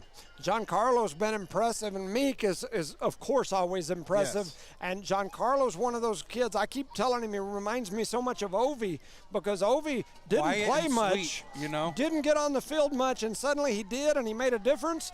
And after that, he continued to get a lot of playing time. Yeah, for sure. And that's Giancarlo, man. He's doing big things. So here goes Legacy. At second, we'll call it 13. They take the snap, looking to throw it down the field to this right side. They've got a man behind the defense. He makes the catch. And getting toasted back there, I think, was Ben. They faked. First down, Silverbacks. That speaker's loud. Yes, They faked that little hitch pattern out here to that other receiver. Ben bid on it and came up, and they pump faked it, and then they threw it deep as he got behind Ben and picks up big yardage for the Silverbacks, and they're all the way down to the 20. Can this Cardinal offense or defense keep them out of the end zone again? You know, I think that was going to be his first throw, but we had a defensive player actually jump the route. And so then he went through his progression and found that guy down. That was a great pass by Lorenzo Cedillo Urban, who I'm calling LSU. LSU in the shotgun, takes the snap, fakes the handoffs, rolls to his left, looking down the field. He's got a man over there on the out pattern. He throws a good pass. The receiver makes a great move at about the 10. He plows forward, and he scores. Touchdown, Silverbacks. And that is Jay Lee. We'll call it a 20-yard touchdown pass to Lee. And Lee, with a heck of a move after the catch, puts the Silverbacks on the board. And we talked about this just a few minutes ago for the Cardinal Nation not to get too pumped up with a 20-point lead, because we've seen that. We've read this book before, and sometimes we let up. And so here come the Silverbacks. They put 6 on the board, and they're going to go for 2. Trips out wide to the right, 1 to the left. LSU in the backfield. He's got Chavez in the pistol back formation right behind him. The snap's on the ground. He picks it up, throws the slant pattern, and the ball's going to find the turf. The receiver and the defensive back looked like they got tangled up at the feet. He fell down. This crowd, of course, wanted the pass interference. May have been no call. But now we've got a 28-6 game as LSU and his offense get on the board. Shout out to Vernon and Carolyn. We appreciate you guys watching, listening. We're going to keep it here. Just want to shout out to some of these birthdays. Mason Caperton yesterday, Leslie Gaetan, Jonathan Senna, the new mayor in Hobbs, and my buddy John. He's 21 years old today. Juan Zamora, Natalie Blevins, Pat McCaslin, a Eunice Cardinal legend, Kayla Lujan, little Jow Panther that I like. So Keisha McBee, Cheyenne Nichols, Darian Ontiveros this coming up week early on. Former coach here, Caleb Aldridge, Manny Lujan, Ide Frazier, Cameron Santa Cruz, and TJ Martinez. Just some birthdays that I know either just passed a couple of days ago or coming up within the next few days. So happy birthday to that group. Shout out to R360, Lasco Construction, Burrito Beast, that's our main man Johnny, NMJC, and IPS. Thank you guys for sponsoring and making this broadcast possible. And here comes the kickoff, and it's going to soar back into the end zone and go out of the back of the end zone. And the Cardinals will take over. And I was trying to get them to throw me one of them little things they got down there that they're throwing. Can I get something? Can I get something? Can I? Yeah, no, maybe not. The Silverback cheerleaders throwing little things out into the audience, and I was trying to get them to throw me one, but they looked at me like I was crazy. You know, I was talking from the with arms that I've seen, I don't think any of them are going to make it. Nobody had the cannon. You know, my wife and I were talking on the way up here. You know, down in our area, we've got teams like the Steers and the Mustangs, and, you know, they all have some sort of different name for their girls' teams. What's the lady name for a Silverback? I wasn't sure. And here we go. We throw it down the field. Lord makes, he had the catch. Actually took a step and it came out of his hands. Up by number 3. As he was, if he hauls that in, he's gone. As Lord had it. That was about a 40-yard, 50-yard pass in the air. It hit Lord right in the numbers and in and out of the hands. And so here we go. Trips to the left, 1 to the right. Melanson in the backfield, hands it up the middle. That's Meek. Meek pushing forward, dragging people with him. He's going to be up about 7 yards before a whole bunch of Silverbacks come in and pound on their chest and drag him backwards. And that'll make it 3rd down. We'll call it 3. They're all the way out past the 25. We'll call it the 27. It's 3rd down and 3, and the Silverback fans get on their feet. Melanson takes the snap, looking down the field. He's got a man deep. He lets it go. And Lucas Lopez makes the catch. Good job, Lucas, and he stays on his feet. He breaks a tackle. He's still on his feet, dragging defenders down the sidelines. And he's finally going to be taken down as the freshman Lucas Lopez does work What a pass from Melanson as he just threw it into the open space and let Lopez run sideways for it. And the Cardinals with another big first down all the way down inside the 20. With 1:15 seconds left to play in this half. Lucas Lopez, the freshman, dragging defenders. Melanson takes the snap, looks across the middle, trying to break and get some space. He throws it to the left side to Meek. Meek with some room, trying to get into the end zone. Is he in? He is. Meek drags him in. A 19-yard touchdown pass for Grayson Meek as he drags a defender into the end zone. As Meek from Melanson, and Melanson here in the first half has got to be getting close to being the #2 passing quarterback in New Mexico high school football history, as he just needed 206 yards to move into the #2 all-time spot in all classes in New Mexico high school football history. Leo back for the kick. They put it down. The kick is up, and it is good. And your Cardinals now lead 35-6. Eunice with the big lead here. What a pass, what a catch, what a finish. That is the Cardinal offense that we've watched all year, and that is why they average over 50 points a game and have scored 88 this year in a game. You know, that was, to me, that was the big deciding factor of whether the Cardinals could win here in this ball game, is can this legacy defense slow down this Cardinal offense? And in the first half so far, the answer is no. Yeah, and I think that all goes to the no-huddle offense. It really does. It gives them the defense no time to catch a break. It gives them no time to prepare for the next play either. To adjust, to go back and communicate and say, hey, watch this, that. It's just one play after another. And the only time you have to talk and think about it is, you know, when your offense is out on the field. And a lot of these kids go both ways, so we'll see what they can talk about at half. Most all of them are three-sport athletes that stay in shape all year long. Absolutely. They stay working out constantly. So here comes Leo and the Cardinals getting ready for the kickoff. They're going to boom it deep this time. They do. It's going to skip on the turf. Picked up back there in the back by #3. That's Perez. Perez with a little space. He's going to drag them out to down by Ben Olivares. Ben Olivares with the tackle, and they get out to about the 35. I think they're going to spot him at the 35. And so a good spot there for Legacy. And here comes the Legacy offense onto the field. I see the big man back out there. That's Vicente Montano. 1st and 10. One of the key players for this Silverback team. And so Legacy back in the huddle talking about it, and here they come out of the huddle. Cardinal defense, we've talked about it. They've been on the field a long time. This Cardinal offense has been scoring or moving the ball or giving it up quickly, and so this Cardinal defense has been out there a long time. LSU in the shotgun, takes the snap. The ball's on the turf. He does pick it up, though, trying to get rid of it. He's under some pressure, rolling to his right side, and he gets struck down. By #2? #2, that's Jesse Ornelas coming from that linebacker position. Is that 2? Looks like #2. There's a 2-2. It is, Jesse Ornelas. So shout out to Jesse. And we've got a flag back in the area that usually means a holding. I would guess it'll be a holding, and I would think we would probably decline that. Instead of 1st and 20, we'll make it 2nd and about 16. So I would assume we'll decline it. Maybe not. Oh, is that against us?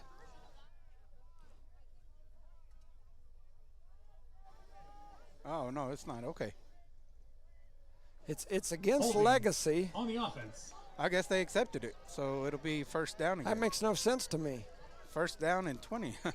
Yeah, I mean, it would have been 2nd and probably 17, but instead it's 1st and 20. I think I'd have declined that one, but I'd have to agree with you on that one. Anyway, it is what it is. They're smarter than me. Trips right, one to the left. LSU in the backfield. He takes the snap. He's looking past, trying to find somewhere to go. Meek's after him, had a hand on him. They're going to push forward, and coming up is big T-man, Tyson Jones. Bear hugs him, act like he was trying to get in his fridge and take his frozen pizza. He wasn't getting out of that one. Nuh-uh.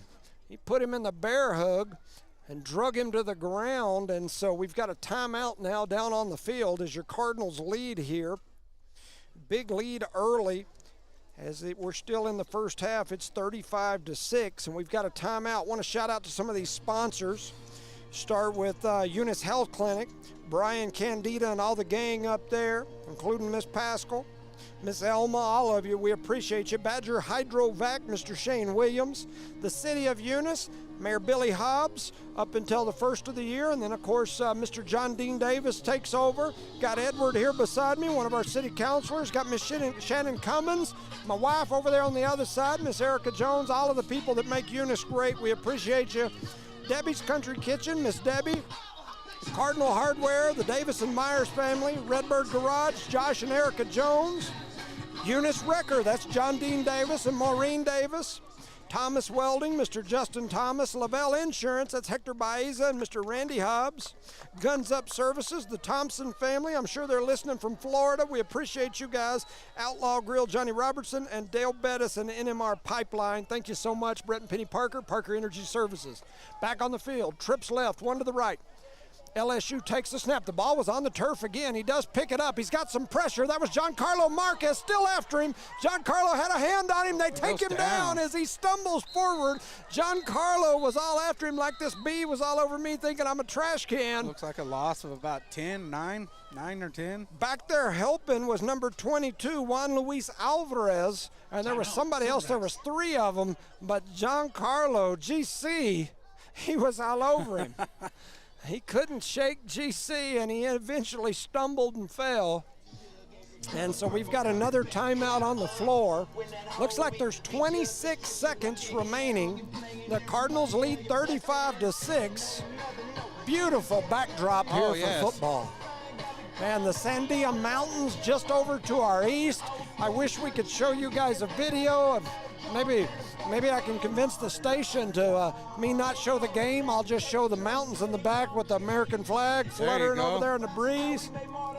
If any of my folks back home have an update on the Hobbs-Cleveland game, that's going on about 4.5 miles to our west. I'd be interested to know what the score is in that Hobbs-Cleveland game. Looks like Texaco has extended their lead. They're up now 3 scores on Hozo Academy. And so here comes the Silverback offense back onto the field. Trips over to the left, 1 to the right. LSU in the backfield. He's got a man in motion. The Cardinal offense shifts to our defense shifts to the left. They're going to try to throw it down the field. He's under pressure again, though. He's going to break away, gets away from a couple of tacklers, and then gets taken down over on the sideline about the 46. LSU with a big pickup there all the way down to 16 seconds. So the Cleveland Storm lead Hobbs 26-3, about 5 miles to our west. Cleveland up 3 scores on the Hobbs Eagles. And Artesia and Lovington playing back home in Lovington. I saw the Lubbock news stations were over there to cover that game. Lovington 14, Artesia 14, all tied up over in Lee County for that battle. Man, Lovington, that's impressive. And so, of course, the Cardinals lead 35-6 here. We're late in the second quarter. Legacy trying to punch it in again right here in the end of this first half. LSU takes the snap. He's got some pressure coming after him again. They're trying to get to him. He's bobbing, he's weaving. They had him. He breaks away. Now he's going to let it go down the field, and that ball's going to be caught and tiptoed on the sidelines. We have 4 seconds left. To number 24. That was about a 30-yard pass. And that young man, that's number 24. Silverbacks. Brandon Scales goes up and makes one heck of a tiptoe catch on the sidelines. And so he's got the Legacy offense all the way down inside the 30. It's about the 26. They're saying to run that clock, but apparently they've stopped it, and now they're going to stop the. And so they were saying that he needed to run the clock. The official was saying that the young man stayed in, so the clock's going to go to 0, and that's going to end the first half as the Cardinals are going to take that lead into halftime as the Legacy coaches and staff not happy with that decision, but the official started signaling it as soon as the catch was made. He was doing his arm in a circle and saying that the clock would run. The booth stopped it. for 3 or 4 seconds. Then they started running it again. Then they stopped it with 1 second on the clock so he could start to snap it. And so it looks like both teams are going to head in at half. At the half, your score, Eunice 35, Legacy 6. You're listening to Noalmark Broadcasting's coverage of Eunice Cardinal sports. Silverbacks 6. Is a proud supporter of the Eunice community and the Eunice Cardinals. Guns Up Services has been in business almost 15 years and is family owned and operated. Located at 2105 Avenue O in Eunice, Guns Up is your trusted vacuum truck, winch truck, frac tank, rental equipment, and dirt work provider. Guns Up Services in Eunice wants to cheer on the Eunice Cardinals and wish them luck this sports season. Guns Up Services, another proud supporter of all Lee County athletics.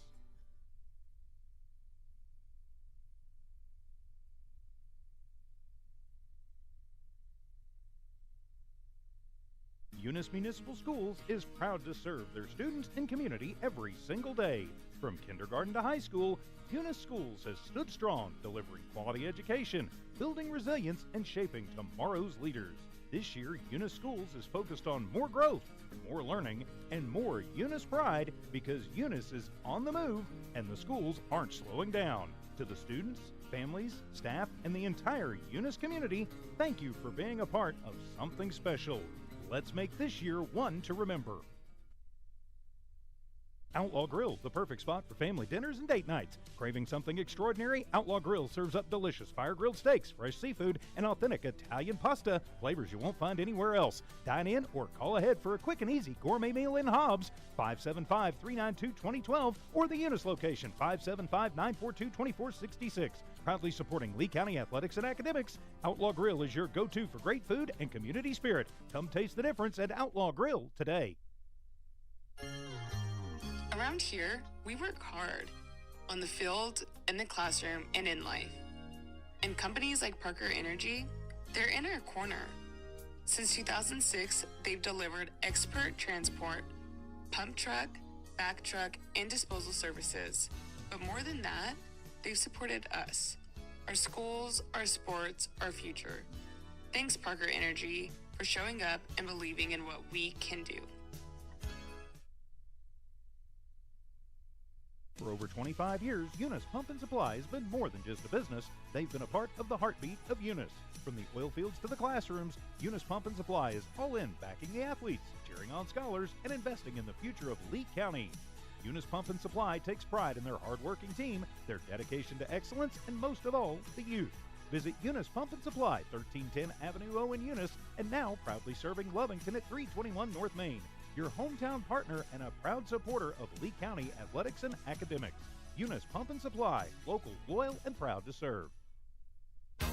Thomas Welding, precision, strength, reliability. Located at 3529 North Del Paso Hobbs, Thomas Welding is your trusted partner for top quality welding and industrial services. They specialize in carbon and stainless welding, operate an ASME-R stamp code shop, and provide roustabout services, dirt work, equipment rental, sandblasting, and coating.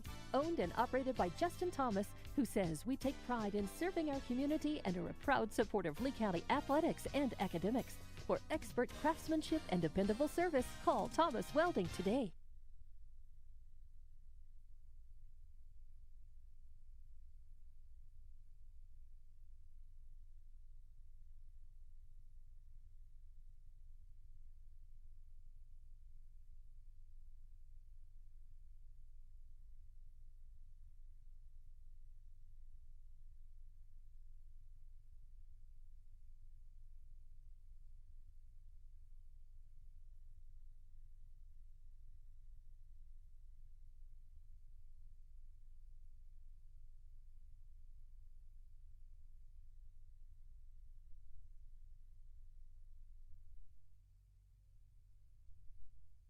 Eunice Wrecker and Rental offers professional and reliable 24-hour roadside services in Lee County. Light medium duty towing and recovery, fuel deliveries, jump starts, lockouts, and tire changes. They also haul off unwanted vehicles to help clean up your property. We have 20 plus years of experience. We are fully licensed and insured. Call us at 575-394-HOOK. That's 575-394-4665. Eunice Wrecker and Rental is currently hiring Class A CDL and regular drivers for the wrecking yard. Eunice Wrecker, located at 44 North New Mexico Highway 248 in Eunice, New Mexico, mile marker 1.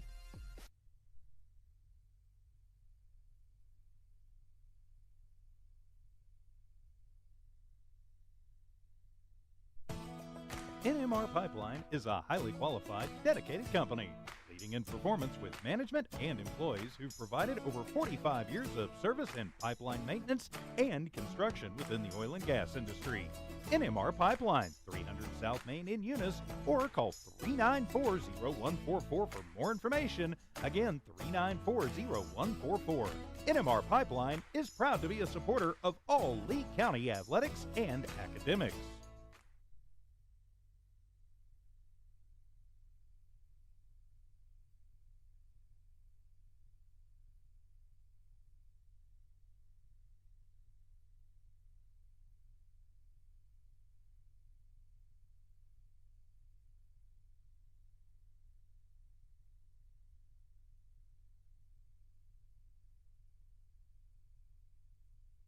Redbird Garage is your hometown local mechanic shop specializing in minor and major repairs from oil changes, car washes, brake work, AC repair, and so much more. For more information, call 575-394-8828. Call 575-394-8828. Redbird Garage, 1800 North Main Street is your hometown mechanic shop, committed to always doing what's right for you and your vehicle. Redbird Garage is a proud supporter of Lee County athletics and academics.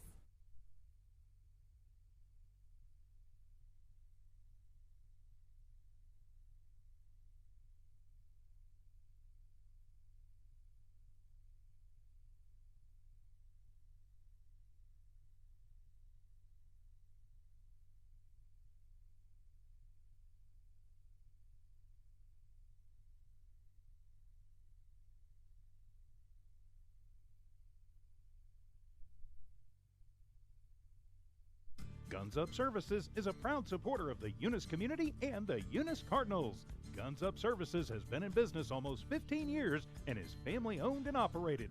Located at 2105 Avenue O in Eunice, Guns Up is your trusted vacuum truck, winch truck, frac tank, rental equipment, and dirt work provider. Guns Up Services in Eunice wants to cheer on the Eunice Cardinals and wish them luck this sports season. Guns Up Services, another proud supporter of all Lee County athletics.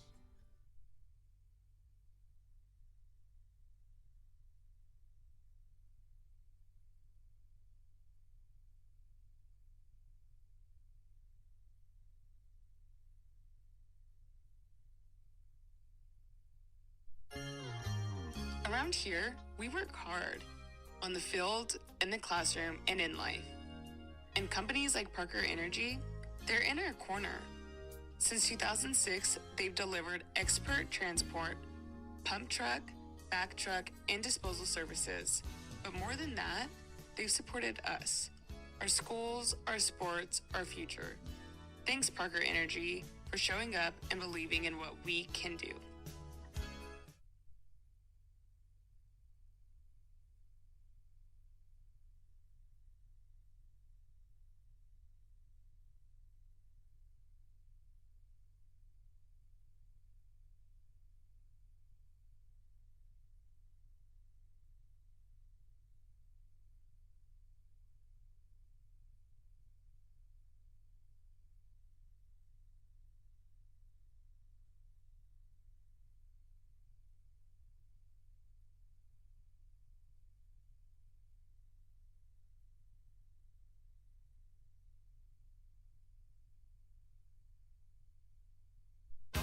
Thomas Welding. Precision, strength, reliability. Located at 3529 North Del Paso Hobbs, Thomas Welding is your trusted partner for top quality welding and industrial services. They specialize in carbon and stainless welding, operate an ASMER stamp code shop, and provide roustabout services, dirt work, equipment rental, sandblasting, and coating. Owned and operated by Justin Thomas, who says we take pride in serving our community and are a proud supporter of Lee County athletics and academics. For expert craftsmanship and dependable service, call Thomas Welding today. All right, welcome back, ladies and gentlemen, to Noalmark Broadcasting's coverage of Eunice Cardinal Sports here live at the Nucinda Credit Union 2A state football semifinal game. We're in Bernalillo, New Mexico, up here on the north edge of Albuquerque, where your Eunice Cardinals lead the number 2 seeded Legacy Academy Silverbacks. Your score at the half, 35-6. The Cardinals have had Legacy knocking at the door at least 3 times, maybe 4 times, down to around the 20 or inside that red zone, and they've been able to hold them out all but once. And so can this Cardinal offense come out in the second half and continue to put points on the board? If they can, it looks like we're headed to Texaco next week. Yeah. If Legacy can figure out a way to shut that offense down and capitalize on some of these trips to the red zone, then they could get back in this ball game. They very much could. You know, it's going to take this defense coming out with the mentality that it's 0-0, and they got to start a brand new game, get out on and stay on top of it. Hey, a shout out to some people back home. I appreciate the Allen family, Wardell, Mary, Cheryl. They're listening, saying go Cards. We appreciate you guys. Randy Gladden, he's keeping me updated on that Hobbs-Cleveland game. Cleveland 26, Hobbs 10. Lovington is now up on Artesia 17-14. So the Lovington Wildcats back home in Lee County leading the Artesia Bulldogs. Trying to look here at some other scores. Dexter 10, Hope Christian 0 at the half. And then Kendall Boyd keeping me updated as well. And then, of course, my main folks, the Landress, Donna and Dusty, we appreciate you. I was told at the half that I better give the wife, Erica, the sister-in-law, Carla, the niece, Neela, and the fam. We might as well shout out to Liam out there. He's on the sidelines. Yeah, you know, he ain't played much this year, but when he does, the excitement in his face speaks wonders. Yeah, and he's going to do it. He's going to do it. You know, I have people, it's amazing how many people from not Eunice, other schools that come to me, and sometimes they're frustrated because their kid isn't getting some of that playing time. I tell people Ovi's story all the time. Giancarlo Marquez out here is a perfect example of that. Ovi never touched the field, I don't think, in a varsity football game his freshman year. And we beat everybody. I mean, I think we were 12-0 that season. We beat everybody 50-0. He got to play a little bit in the JV, but he didn't even start in the JV, and he played safety. And then his sophomore year, he's playing safety on the JV games as a starter. Probably didn't touch the field more than 2 or 3 times all year. And then like the last game of this regular game of the season, a defensive end got hurt, and the coach is looking around hollering for somebody, and he grabs Ovi by the face mask and says, get out there. And I never will forget Ovi running out on the field looking around like, what the hell do I do with his hands in here? He never played defensive end in his life.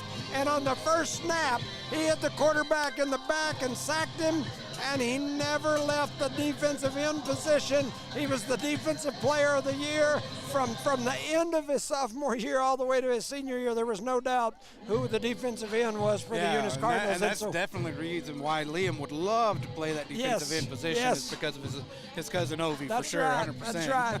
Well, sometimes it takes just that chance. Like I said, I look out there at Giancarlo. I mean, Giancarlo's a sophomore. Yeah. Hadn't played much the first half of the season. They threw him out there at outside linebacker, kind of a walk-up defensive end from time to time. And the next thing you know, we're calling his name every other play. Yeah. And now he don't come off the field much on the defensive end. So you just got to take advantage of those opportunities when they come, and then you get out there and handle business. And I have no doubt that my fellow Liam will be doing that here pretty soon. So shout out to him.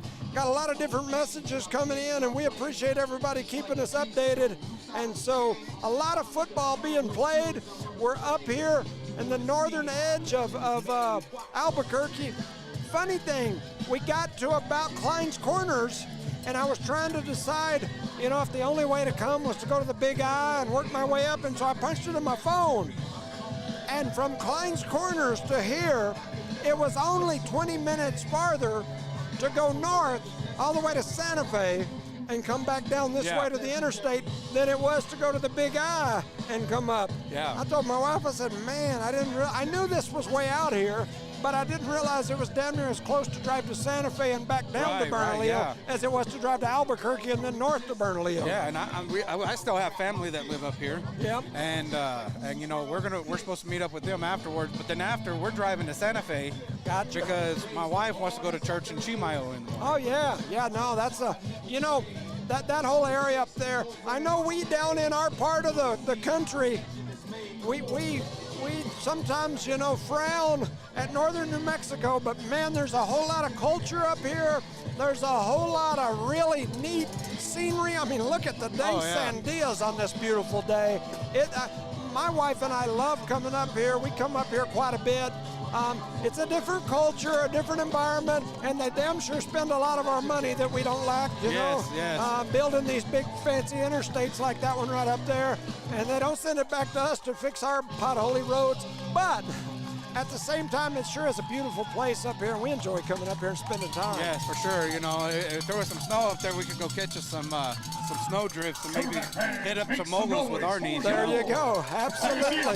Yes, we could. So both teams are back out here on the field doing a little warm-up. And so Lovington 27, Artesia, I don't know which one of these is the right score. I've got Artesia 27, or Lovington 27, Artesia 13.5. I don't think that's the right score. I think it's, anyway, I'm all confused now. Miss Donna, you got me confused with all them scores you just sent me all back to back to back to back, but so somebody will have to update me on the Artesia-Lovington game. That's definitely one we're interested in. Once again, I saw the Lubbock sports stations advertising and posting on social media that they were all at Lovington for the big game between Lovington and Artesia. So Cleveland 34, Hobbs 10, Lovington 17, Artesia 14. So that is the score over there. Dexter 10. So those are still basically the same as what we saw a while ago. So both teams out here warming up. We're getting ready. I've done some birthday shout outs to a few folks already. I've already kind of ran down this list, but of course we've got our main man, Mason Caperton, an amazing Eunice Cardinal quarterback. I always talk stats and numbers, and I try to give credit where credit is due. Isaac Melanson is going to go down as one. Elijah Melanson is going to go down as one of the greatest quarterbacks in high school football history, and I think he's absolutely amazing. Mason Caperton, though, with all those state championships, it's hard to put somebody in that conversation. And people say, well, why do you have to? Well, because that's what sports do. Look at Michael Jordan and LeBron James all day long. Yeah, for sure. In sports, you sit around and talk about, well, back in my day and this and that. It's not a disrespect, because there's been some amazing football players come through Eunice, and my name ain't in that discussion with Mason Caperton and Elijah Melanson, Tyler Almaguer, Chris Barteet, another one that had a lot of success. But in our days, our name were there. Yeah, for sure, back then. And so, anyway, another thing here, I got a message a while ago. The Eunice Cardinal basketball teams are having a first ever, I think they're calling it like the Winter Cardinal Classic basketball tournament, and they're asking for alumni that are interested to donate for the hospitality room. They're sending out some messages. I got one a few minutes ago. Jada sent me a message saying she got one. And if you donate at least $20, they'll put up like a picture of you and talk about like the years that you played for Eunice and the successes that you had. Nice. So that's a pretty cool deal. Shout out to Coach McBee, Miss Villarreal, and all that group that's helping with that. I got a message from Old Green Gloves, Maddox Mott, a while ago telling me that, and I appreciate that message. from my main man, Green Gloves. And, man, we miss him out here. He was fun to watch, but we wish him the best in college for sure. Yes, for sure. So we take that opening kickoff, and we run it out to about the 20-yard line. It was received by Dyson Lord. So we'll be first and 10 on the 20-yard line. Happy birthday to Darian on the 25th, my wife just told me to say. So here we go. Trips to the left, one to the right. Melanson in the backfield. He takes the snap. He's looking down the field. He's heading over to the right side. He's under a lot of pressure, trying to stay on his feet and turn the corner. And he's going to run back to about the line of scrimmage. Lose maybe 2. Oh, yeah, they're going to. In fact, they may have spotted him back about 3 or 4. Oh, wow. They keep scooting back. Let's see where they end up at. It looks like about 4 or 5 yards. Yeah, they scoot him way back there. Shout out to Brett and Penny Parker, Parker Energy Services. We appreciate you guys as well. Lots of folks. Claude and Becky Skinner.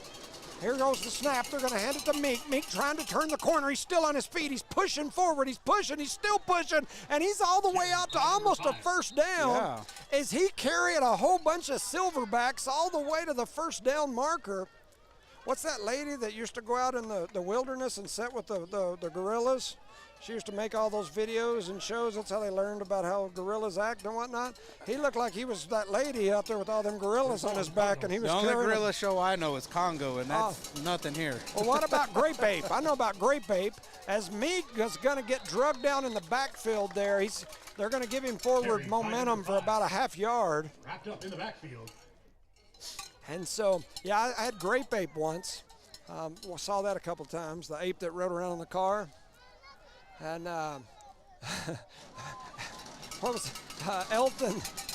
Elton used to have that little bitty car, and he used to cruise Main Street, and he's hanging his knuckles out. But I used to think he kind of looked like, he's my buddy, I love him to death, but I used to give him a hard time because he was bigger than that little car that he used to drive, and his knuckles would hang out. So I, being a mean young fella that I was, just harassing him because he was my buddy, I'd tell him he looked like Grape Ape sometime when he'd drive that car down the road. But anyway, the Cardinals lose a couple of yards there. And it's third down and long as it's third and about 12. Ball spotted about the 30. The Cardinals, Melanson in the backfield. He's got Meek beside him. He takes the snap. He's looking past, trying to set up this little screen across the middle, and he's going to throw it into the turf. A late flag comes flying in. Looks like an illegal block in the back. Flag on the plate. And so that's going to probably, well, it'll be interesting to see if they take it and scoot us back or just go to fourth down. I would think not to allow us to have another play, Let's see what they do here. I'm assuming they're going to decline it. They're trying to decide. As, a while ago, I thought we would decline one that we took. Some of the Holding on the offense. That penalty is declined. So the Legacy faithful getting a little upset with the official. They wanted a call, but a fourth down. The official made the call. He was just trying to get a signal from the coach as to whether they were going to accept it or not before he gave the call. And they went ahead and declined that, so that'll put us fourth down, and it looks like 12. Yep. And Melanson back to punt. He's got 2 to the right, 2 to the left, got his up back Meek there right in front of him. He takes the snap. They don't even rush it. So. And it's going to low line driver. They are going to pick it up. It bounces off the Legacy player. And the Cardinals had a chance there at a fumble recovery, but Legacy jumps back on it. And the Legacy player not very happy. I believe that was Lee. As he looked up the field before he scooped the ball up, and it hit him in the chest and bounced back out. So a great break for the Cardinals as that pushes Legacy all the way back to about the 30-yard line where they'll have it 1st and 10. So let's see what this defense comes out and does this time. This will be their first possession. And this Cardinal defense, we talked about it in the first half. It seems like they were out there, of the, 24 minutes of the first half, they were probably out there 20 playing defense. So that Cardinal defense on the field again. LSU takes the snap. They're going to throw the little quick pattern over to the left side, little hitch pattern, still pushing down the field. They're going to drag him out of bounds after he picks up about 7. That's number 25, Jerry Garcia. tackled by number 6, Luis Zamora. Play 2nd and 5. So they're going to end up giving him about 5 yards on that catch right there. So it's going to be 2nd and 5. 2 receivers wide to the right, 2 to the left. LSU in the backfield, takes the snap. He's looking past, going to throw the hitch pattern again over to this side. Oh, and a stiff arm, and he's going to turn the corner, the big man. And he's going to push all the way down. That's Bryant Scales. Complete to number 24. He made the catch. He made the catch, and just looking at him, he looks like he's about 6'4". Yeah, with Ben Olivares the being about firecracker, 5 foot tall, and he got stiff arm. So Ben stuck his arms out to grab him. Scales stuck the stiff arm right on his forehead, and Ben's arms just couldn't quite reach him. And so the Silverbacks with a first down. They're all the way down to about the 42, 43-yard line. Trips to the left, 1 to the right. LSU in the backfield, takes a snap. He throws it over here to the right side, a little quick pattern. Zamora grabs him up, and they're going to push him out of bounds, but not before he picks up about 4, maybe 5, depending on the spot. The guy in the middle is going to give him a heck of a spot. Okay, he's getting back now. I was fixing to say, whoo, he's going to give him about 8. And so that's going to make it 2nd, and we'll call it 6 after they scooted them back there. It's now at the 39-yard line. The Silverbacks heading into Cardinal territory. Here comes the throw. They throw it over the left side. A lot of pressure as Melanson came up on that safety blitz. And he got in the face of LSU. For those that didn't hear at the beginning, the quarterback for this legacy team is number 10, Lorenzo Cedillo Urban. So I've been calling him LSU. That's his initials. I figured that was easier for me to say. My tongue doesn't do all them rolls as good as maybe it should. So, give it time. Yeah. This family will do it to you. They'll make your tongue roll. As I was eating some of that salsa last night with the pozole that Nancy's family made, and everybody was talking about how hot it was, and I'm sitting there thinking, this is kind of normal. So, and the Cardinals' whole defense jumped offside. It looked like we had a whole team blitz coming, and so that'll give 5 free yards to Legacy, and the Silverbacks now inside the 35 to the 34. Eating your wife's green chili enchiladas will definitely get your mouth prepared for some spiciness. That's right. Yeah, people don't understand.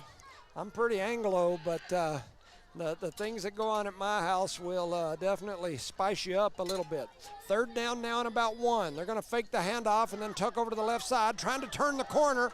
Jones had some hands on him in the backfield, just couldn't quite pull him in. And LSU pushes forward for a first down, all the way down inside the 30 to about the 27 as Jones came on that blitz right up the middle. LSU was going to the left side. Jones was trying to turn the corner and get his hands on him, and he found a gap and shot through and picks up the first down. It's 1st and 10. Ball about the 27.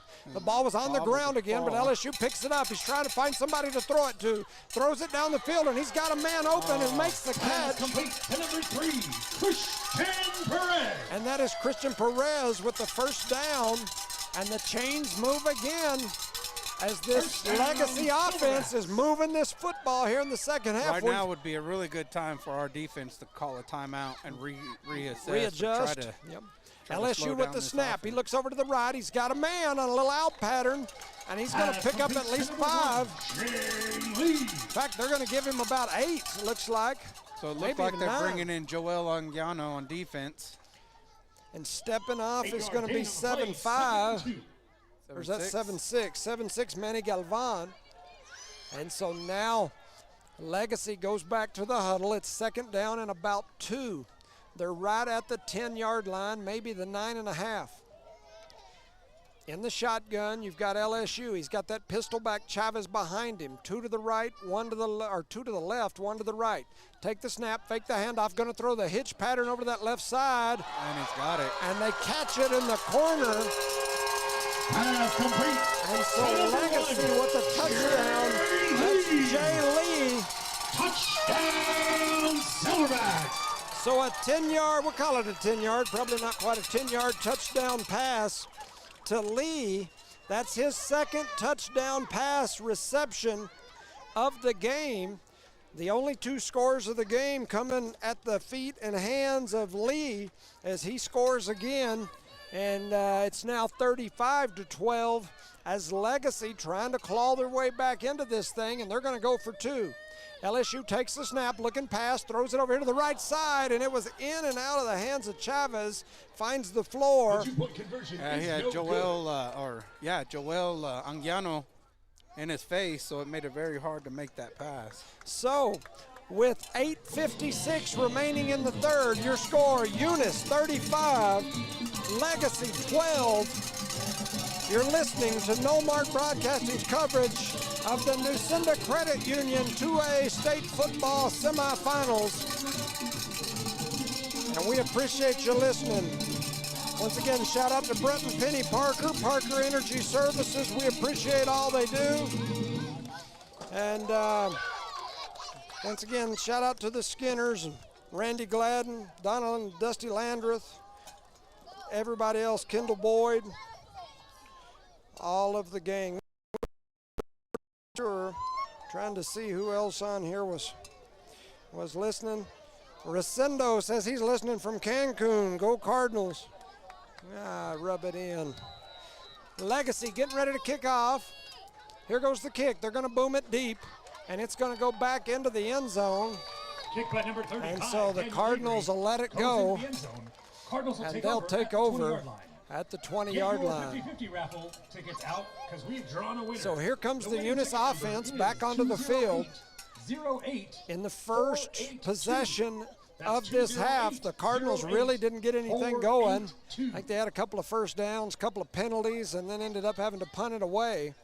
So can this Cardinal offense get some momentum going here in the third? These third quarters have not been friendly to us this year. 08-4-8-2. In the third quarter, Cleveland 34, Hobbs 10, Lovington 17, Artesia 14, Dexter 17, Hope Christian 0. So that's your score. We're sending from around the state. Melanson in the shotgun, takes the snap, fakes the run to his left, hands back to Meek on a little cutback. And Meek's going to push forward, maybe pick up 3, 4, depending on the spot. As the big man Montano wraps him up and gets that tackle, they're going to give him 4 yards. So that's Vicente Montano. And the Cardinals slowing the offense down a little bit here, letting some clock run, maybe trying to give their defense a little breather. Shout out to Roger and Melissa Holland. 2 wide receivers to the left, 1 to the right, trying to set up the screen. They throw it over here to this side. That's Lord, and Lord makes the catch. He thought he got face mask, but he's going to pick up a first down, and the Cardinals will move the chains. It's a good catch there by Lord. It really was, you know, and it probably could have been called a penalty, you know, for grabbing at the back of the helmet, but I think number 3 who made that tackle suffered enough on it with his hand. Yep. So 2 to the right, 1 to the left. Melanson takes the snap. He looks like he's going to run the whole way. Heading over to the right side, trying to turn the corner, and he does. He's still on his feet, tiptoeing the sidelines, and they're going to say stepped out. I thought he picked up another 15 or 20, but they're going to say he stepped out just past the first down at about the 43-yard line as Melanson doing it with his feet there. So Elijah Melanson and the Cardinals pick up the first down. It's going to be 1st and 10, ball spotted at the 43-yard line. 2 wide to the left, 1 to the right. Melanson with 2 backs beside him. He's going to hand it right up the middle. I think that was Hasiel. Flag on the play as well. Flag on the play. So that was 0. Hasiel with the pickup of maybe 1, but there's flags ever. Almost got to be holding or something offensive, would be my guess. Yep, holding. Oh, no, they call a face mask. He gave the holding signal first, and then he changed it to a face mask signal. On the defense. So, shoot, that's a big break for the Cardinals. Yes. And it looks Don's coming back in. Is that a Don? No, that's Ben. That's Ben Oliveros, the firecracker. So I haven't seen a Don back in, so I hope all is well with him. Automatic first down. Once again, shout out to Roger and Melissa, my neighbors. We appreciate you. Eunice back to the line of scrimmage after the penalty. It's 1st and 10 at the 42-yard line. Man in motion. They take the snap. They hand it to Ben right up the middle. Ben trying to bounce out, stays on his feet. And that's a new wrinkle that I haven't seen. Ben running out of the backfield. Yeah, for sure. You know, he did this. He was running back for a while during, you know, his little youth football days. So, so he has experience there, yeah. We will draw another number. Definitely a good young man, and another one of those guys that's not very big, but got the heart of a freaking monster Cardinal. Yeah, you get hit by him, you wouldn't know that he was small. Taking the snap is Melanson. He throws a little hitch pass to the right side, making the catch right at the first down marker. Is Hasiel? Yes. Pass complete 0. That's Hasiel Goitia, and he's going to get a first down on the quick hitch pass from Melanson. The Cardinals back to the line of scrimmage. They've sped it back up again now. Yes, they have. 1st and 10, ball inside the 30. We'll call it the 29. Melanson takes the snap, hands it to Big Ben right up the middle. Big Ben plowing forward, still on his feet. Silverbacks flying out of there like everywhere. I saw bananas flying out of the pile. And Big Ben carries them all the way down for about a 6.5 yard gain. Yeah, for sure. You know, if it ain't broken, don't fix it. Yeah. So Melanson back in the backfield again. I think that's Meek beside him now. Takes the snap, throws the hitch over to the right side. Hasiel's got some blockers in front of him. He pushes forward, and he gets taken down.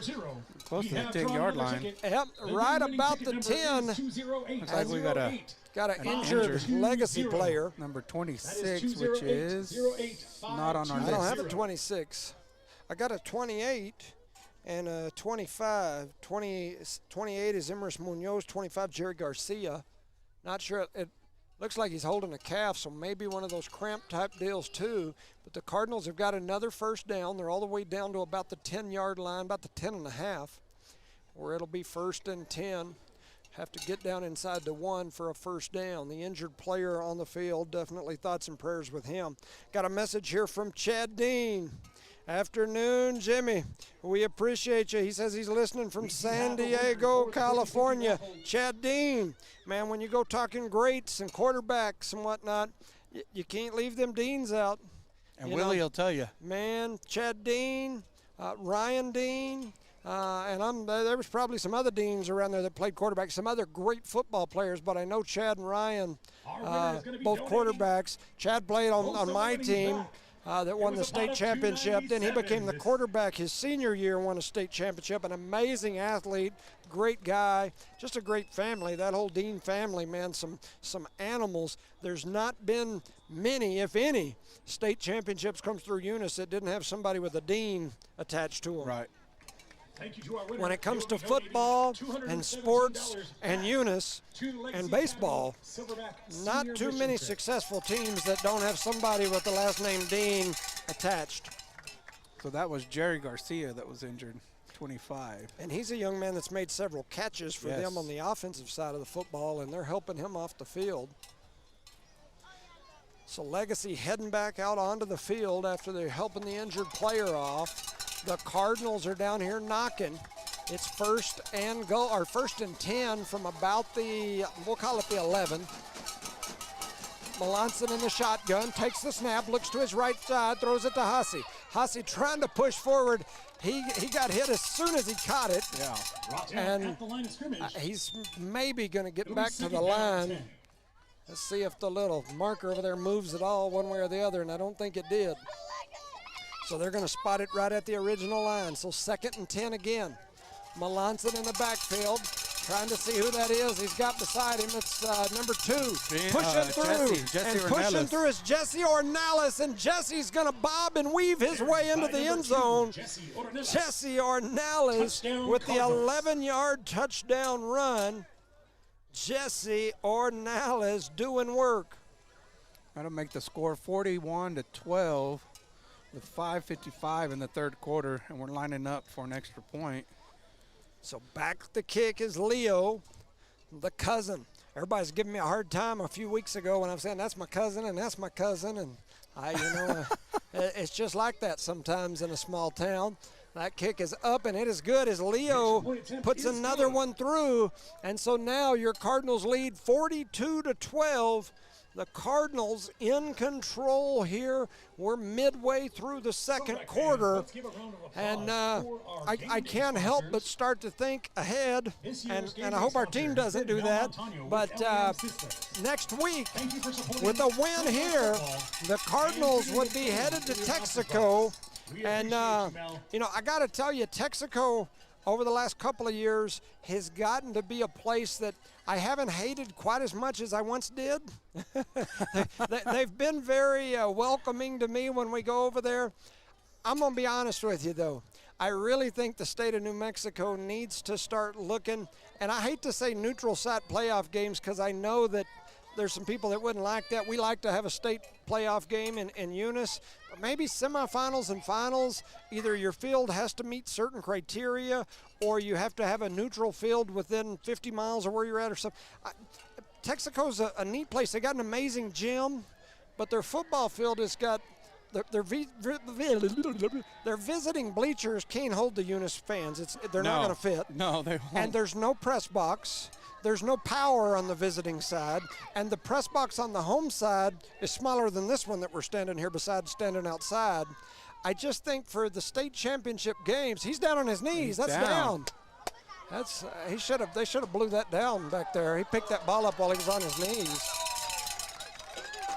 Looks like he was brought out of bounds by number 15, Maddox Fisher. So I know those of you at home couldn't see that because I was jabbering, but we kicked off. The deep back for the Silverbacks came up to get the ball. It hit him in the chest, bounced down on the ground. He dropped down on his knees, then picked it up, stood up, and took off running. And the Eunice Cardinals were looking around like, yeah, all the defenders stopped running. Yeah, I mean, he should. But I can't even talk. The whistle never blew, so he did the right thing. He kept on running. He ran it all the way to midfield. He's now at the 50 where they'll have it 1st and 10. So LSU in the backfield. He's got Chavez behind him. He takes the snap. He's looking down the field, throws it across the middle. He was under pressure. The ball finds the turf, and it'll make it 2nd and 10 on the incomplete pass. Yeah, it looks like this defense may be starting to wake up a little bit because there was John Carlo getting in there, getting in his face, saying, hey, today isn't your day, buddy. Yep. Definitely. Some updates. Cleveland 40, Hobbs 10 in the 3rd. Lovington 24, Artesia 21 in the 3rd. Dexter 17, Hope Christian 0 in the 3rd. And that Lovington team right now doing some impressive things. If they can finish that off, they might shock the world, everybody except Lee County. You know, it's been impressive what Hobbs has done, too. They haven't been in the playoffs in like 17 years. Yep. Coach Stevens, the former Eunice coach, over there leading them to the semifinals. And, man, a great group over there. Coach Robinson, Barrett Robinson, a former Eunice coach. Got a group of Eunice coaches over there in Hobbs now. Got a lot of Eunice people over there in Hobbs as that pass went incomplete, and it'll make it 3rd and 10. Even got that lady, what is her name? Erica Jones. She's over there working in the administrative team in Hobbs. So yeah, she shout out to her. So here we go. 3rd down and 10. Ball right at the midfield at 50. LSU takes the snap, fakes the handoff. He's looking pass over to the left side. He's under pressure. He throws it out to the right side, and what a catch! And stretching right for the 1st down. And that big man, that was Perez. He went up and grabbed that ball over the top of our big man, Ben Olivares, the firecracker. And the firecracker's arms just weren't quite long enough to reach up and get that, so the Silverbacks with the 1st down. There's the snap. LSU takes the snap. He throws a high lobbing pass to the left side. And getting lost over there, I think, was Morris. He got turned around and wasn't sure where the ball I went. think they yelled, look, but he turned and looked and waited he looked for back it. this way as the ball was going that way. And so, anyway, a good break for the Cardinals. It'll make it 2nd and 10 from the 40. So a while ago, it was, 4th and 10 from the 50. They needed the 40. Look where that ball spotted. Right at the 40. Yeah, right on the 40. You know, Ben made an impressive tackle, even though there was a catch made. There was no yards after catch. That's true. That's true. So 2nd and 10, ball right at the 40. LSU in the backfield in the shotgun. He's got that pistol back behind him in Chavez. To the right, to the left, takes snap. The snap's on the turf again. He picks it up. He's under pressure. They're trying to get to him. He throws it down the field, and there goes a ball off a foot. Goes into the air, and there was a Cardinal there chasing from behind the defender that kind of grabbed him by the back of the shirt before he, I think the pass was going to a different receiver anyway. I believe so. But I think we probably could have got called for pass interference or defensive holding there. The Legacy faithful wanted that call for sure. They didn't get it, but maybe they should have, just being honest. So it's going to make it 3rd down and 10. Ball still sitting right on the back in the huddle. They break the huddle and come to the football. 3 receivers head over to the left side, 1 out here to the right. LSU, that's the quarterback. He's in the backfield in the shotgun. He's got a back behind him. He takes the snap. He's looking pass. He's under pressure. He's got the whole Cardinal offense coming after him. He's trying to get away. He throws it down the field, and we're going to get called for Melanson. Melanson with a push-off in the lower back. They're going to call him for the pass interference call. I think we got away with the one earlier. So that was one of those that probably could have went either way. Yeah, I'd have to call it the makeup call. He did kind of get his hand down in the lower back, but it didn't disrupt, I don't think, near as much as the one before that did. And so they give him the call there for sure.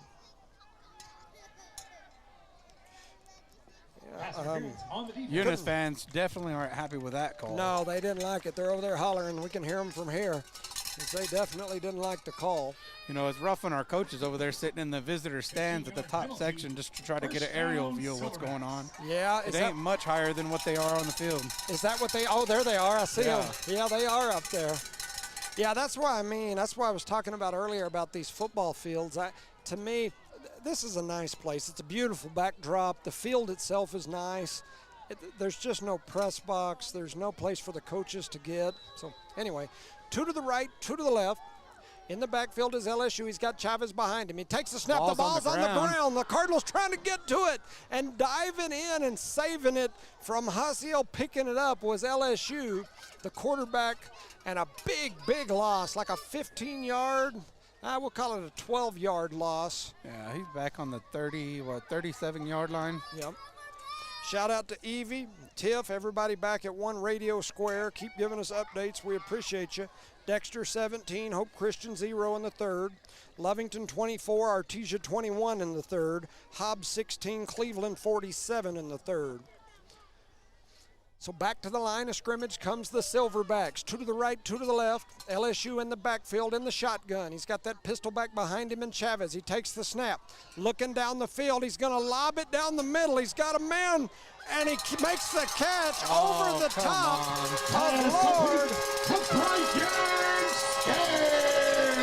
Touchdown, Legacy. Touchdown, Silverbacks.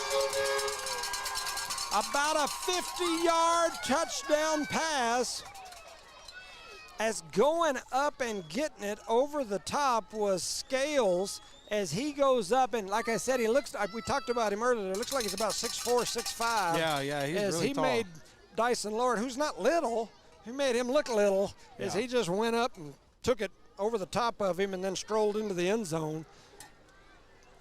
It makes it really rough, too, because, you know, Dyson saw the ball coming, but he didn't make a move on it. Yep. Yeah, he was basically right where he needed to be, as Legacy going to go for 2. They're going to throw it over here to the right side, trying to do that double pass, and they throw it out of the end zone, so it's going to be incomplete. Looks like a good hit by Ben Olivares to knock that defender out of the position to be able to make that play as well. Yeah, trying to look over there. It looks like the score now is going to be 42-18. The Cardinals still in the lead after the 50-yard touchdown pass by Legacy. The extra point is no good. Olivares gets the good shot there to knock it loose. And so the Cardinals offense, maybe, I'm looking at any point for Legacy to start some onside kicking at this point to try to. It wouldn't be unheard of for this. Yeah, for sure. Right now they really need that ball back. As much time as they've worked off that clock, you know, their offense runs very slowly and eats up that clock. That's the way Eunice used to play back in our days. But, you know, now they're more of a big play type of offense, and it gets that defense out there a lot more. Got some bunch of messages here from people telling me they're trying to watch the other network and they need me over there. I appreciate you. Thank you all. Got Eddie Montoya, Maddox Mata, Teresa Anderson, Danielle Dudley, Tasha Pilcher, Michaela Pierce, J.C. Dodson, Perry Kemple, Bill Lord. Thank you all for listening. We greatly appreciate you. Legacy getting ready to kick off here. The Cardinals ready to receive. Here they go with the little onside, and that ball's going to skip out, and Eunice got a huge break there. Yeah. As diving through trying to get a hold of it was a Legacy player. He had it, and it come out of his hands. Yeah, he took off about the 48-yard line, technically behind that 10-yard But as he dove for that ball, he actually made contact with it about the 51. Yep, I agree. And so let's see what the officials over near the Eunice sideline talking, and let's see what they do. If they say he touched it before, then that would be a penalty on them, and the Cardinals would have to decide. I would guess we just take it right there and not give them another chance for that, because that was a good-looking onside kick. It was very beautiful. You know, it was like a crisscross pattern. Yes, I was going to say, and it was deceptive. So it looked like he was kicking it this way, and then somebody else came in and kicked it from the other side, and it was a tough one for sure. The Cardinals did a really good job of ending up with that. They were lucky. For sure. Hey, Jimmy, I just want to say, I want to give a shout out to my grandparents. Oh, yeah. You know, Bill and Melva Jordan, they're at home right now. Yep. My grandpa just got out of the hospital. Yep. And it still didn't stop him. He's still there listening to the game. Oh, man, so. cheering on the Cardinals. Oh, yeah. And he's been messaging you and letting us know what's happening and, for sure. Enjoying his sandwich. So yeah, enjoying his sandwich. we definitely appreciate you. Shout out to Dustin Frank. We appreciate you. And here comes the Cardinals offense after a lengthy discussion down there. It looks like they are ready to proceed. So once again, shout out to Teresa Anderson, Eddie Montoya. They're out at the Legion, he said, listening. We appreciate you guys. Still a lot of discussion going on there. Can you wish Atlee Treat a happy early birthday? Happy early birthday, Atlee Treat. We appreciate you and shout out to you in Cardinal Nation. Loud and clear. Thank you for keeping us in the loop. We're taking it easy. That's Tasha Pilcher. Thank you. Michaela Pierce. Thank you. Here we go. Melanson takes the snap. He's got some time. Looking down the field. Now in a little trouble. He's got people chasing him. He crosses his body, throws it down the field. It's going to find the turf. Pass incomplete. And Melanson did a good job avoiding the sack as he had a big old boy. At 51, that's a big old boy. He was chasing him pretty hard, wasn't he? You know who that looks like? What's that movie with the guy with the spear? He's like the king of the ocean or whatever. Oh, Momoa. Jason Momoa. Jason Momoa. Man, that defensive end looked like built Jason like him Momoa. too, didn't he? Golly, that's a big old boy with long flowing locks. I mean, shoot, I think he needs to be doing like soap commercials or something. Yeah. That's a big, stout-looking fella. He's going to be the next Troy Running Polamalu doing yes, the Head right and Shoulders right up the middle is Meek. Meek going to pick up about 12. We're going to get that young man a contract. I don't know if anybody's out there listening that's in like a scouting recruiting service for a model, but they got a big built young man on this legacy team that looks like he should be doing like shampoo commercials, because that's a big, stout-looking young man right there. And Melanson was barely able to get away. It's 1st and 10 now. Across the 50, they're down to about the 48. They're going to hand it to Meek. Meek turns the corner on the left side, still on his feet, gets drug out of bounds right at the 35-yard line as he's going to pick up another first down. Meek with a Cardinal first down as he just kept going a little slow, staying behind his blockers, giving them time, and just going down the field. Yeah. That's a great job, because if he'd have got out ahead of him, they'd have sacked him with a 2-3 yard pickup. Instead, he picks up about 12. So Melanson in the backfield. He's got 4 to his right, 1 to the left. He rolls to his right, looking down the field. He's got a man over on the side making the catch. Oh, it's in and out of the hands of Zeke. And so unable to pull it in there was Zeke. And so that'll make it 2nd and 10. From the angle, it looked like he had it. It looked like he had it. Yep.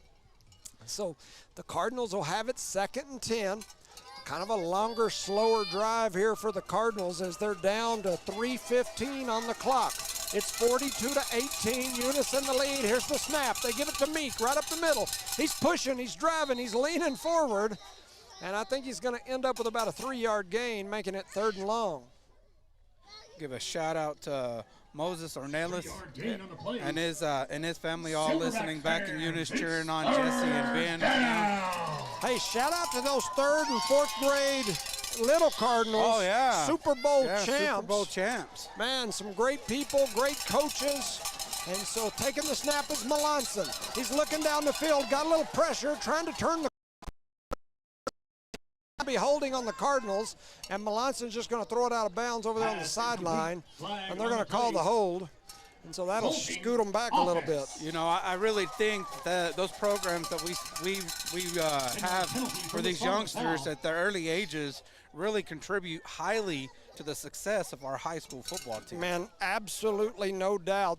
Those coaches, those little kids, that whole program out there, if people don't realize the amount of work, the amount of time that those coaches, that those families put into that. Yes. Not everybody when they're in the first, second, third, fourth, fifth grade is driving all over West Texas and southeastern New Mexico to play football, and Eunice does against a lot bigger schools and towns. Oh yes, 100%. So 4th and about 7. Eunice gonna go for it. Melanson takes the snap, looking down the field, throws it into the middle of the field. He's got a man. It's Zeke. He breaks the tackle. Strolls in. Touchdown. Zeke Garcia with a good catch, and then with a defender on his back, shook him off. Said, "Get off of me." Shook him off like the song, you gotta shake him off, and then he strolls into the end zone. Zeke Garcia puts 6 more on the board for the Cardinals. That'll make our score 48-8. Is it 18? With 2:28 left in the third quarter. Now we have Leo lining up for the extra point. And he's 100% today on kicking, so. You'll be like me, you'll give him the jinx. That's what Rosendo always says. The kick is up, and sure enough, blocked. Look at that. It gets blocked. Rosendo always tells me don't say that stuff before they do it, but I usually do. And as soon as Edward said he's 100%, his kick got blocked. Now Leo's going to kick me after the game. Open 24 hours. So the Cardinals now lead 48-18. With about 2:28 left on the clock. Shout out to some of these sponsors. All year long we have our sponsors. We have the recordings in our box. We don't have some of the ones that come in at the end, so I try to make sure to say them. R360, Lasco Construction, the Burrito Beast over in Hobbs, opened up by our main man Johnny Robertson, who also does so many other things for us. We appreciate him. NMJC, my wife on the board. I know she was over there at a board meeting just a few days ago. We appreciate all of that group. And man, just a great place. IPS.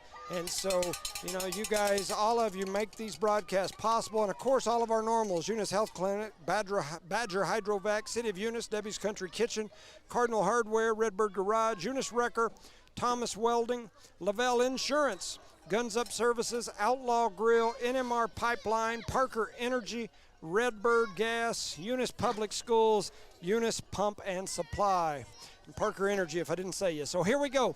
Eunice getting ready to kick off. Here comes the kick. It's a long boomer to the back. Lee gonna take it back there. He's the speedster. Trying to turn the corner. He slowed up for a minute. A player from Eunice went running past him. He's still on his feet. He's broke about 3 tackles, and now they drag him down, and the ball pops out. And the Cardinals are screaming they've got it, and they do. And they do. Tanner Dudley was running down there and hit that kid 3 different times. Tanner Dudley, it's like, man, he's like he was in a mirror glass house. Everywhere that guy turned, he was running into Tanner Dudley, and the ball pops out. The Cardinals have it. Couldn't tell who recovered it there, though. 2:16 to go in the third quarter. And the Eunice Cardinals are going to take over the ball deep in Silverback territory.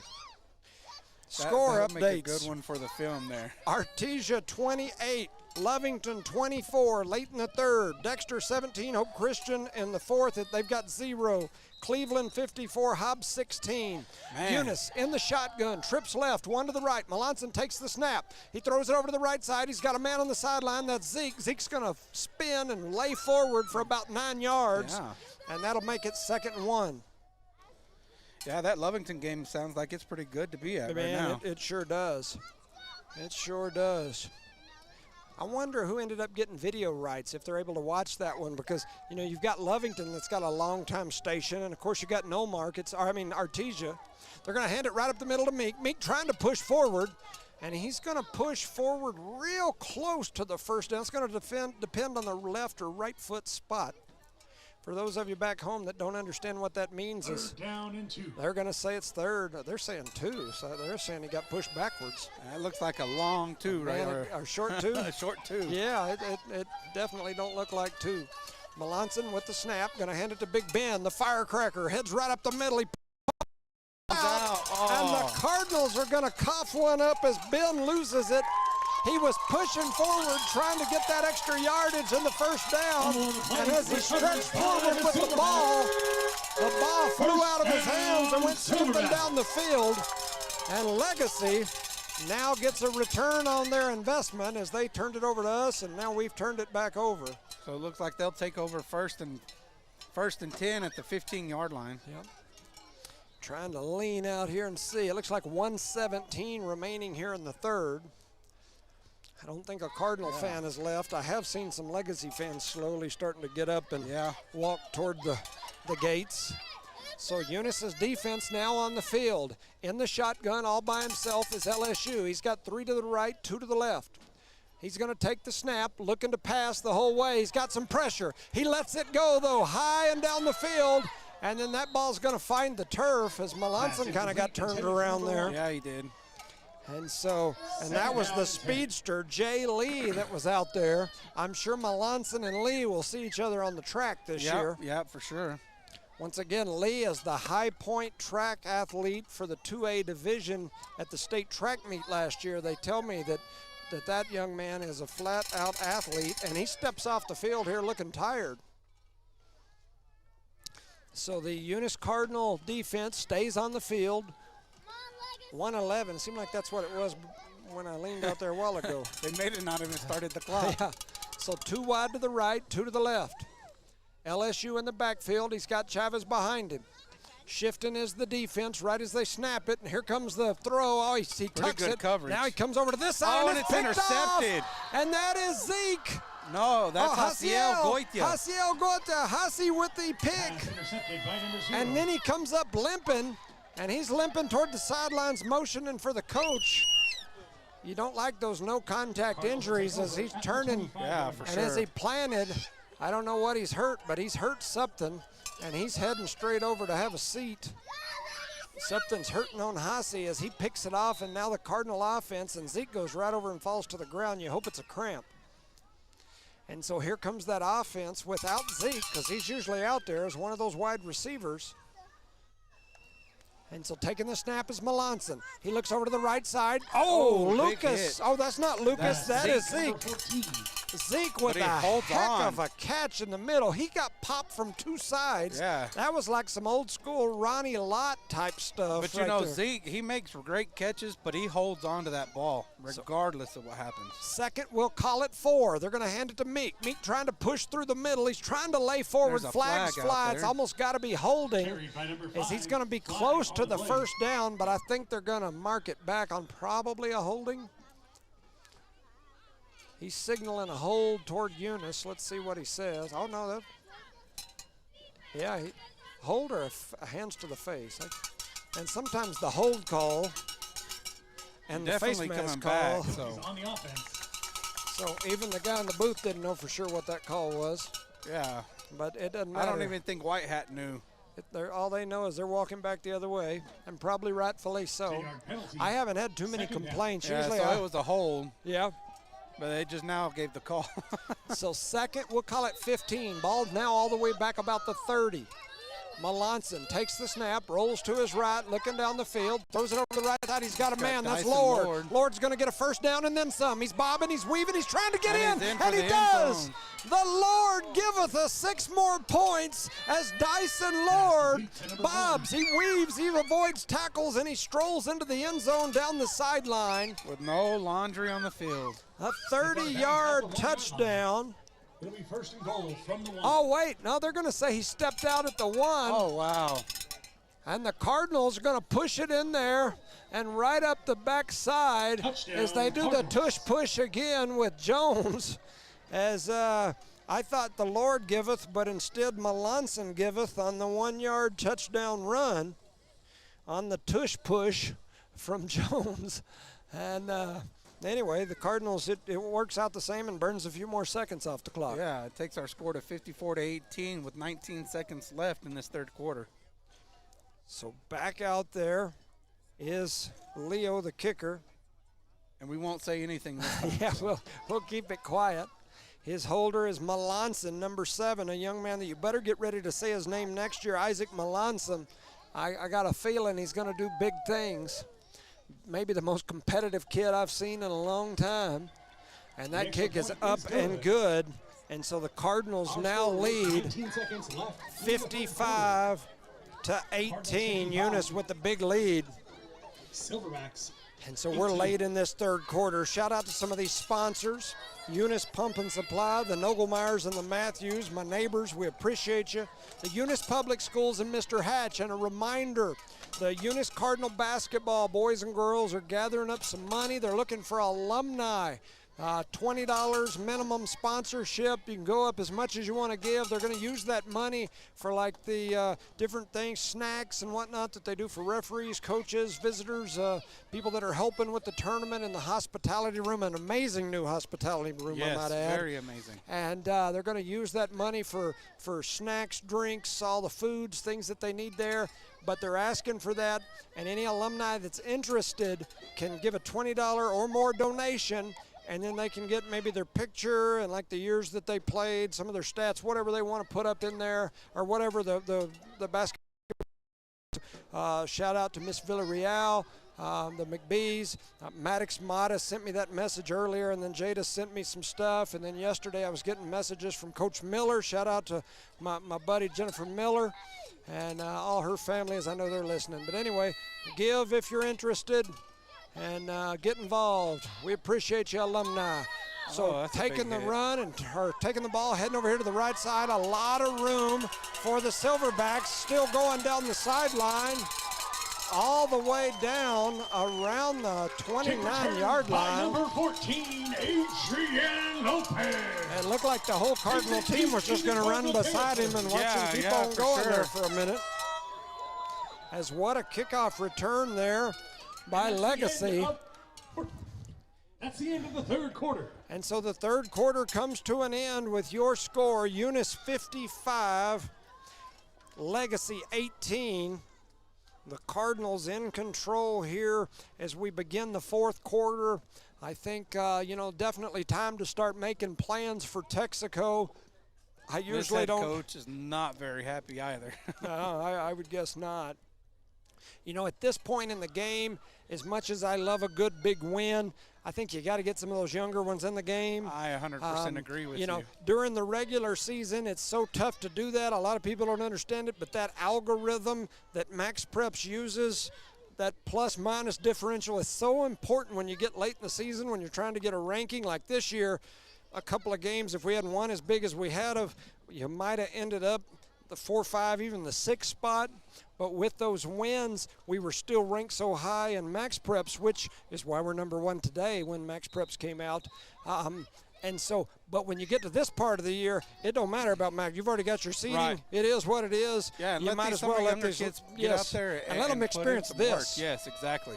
And so, and unless they give up, 40 points worth of touchdowns here in the next 8, 9, 10 minutes, and our JV team did very well this year. They lost one game, which was to Artesia this year, and it was a super close game as well. Yep.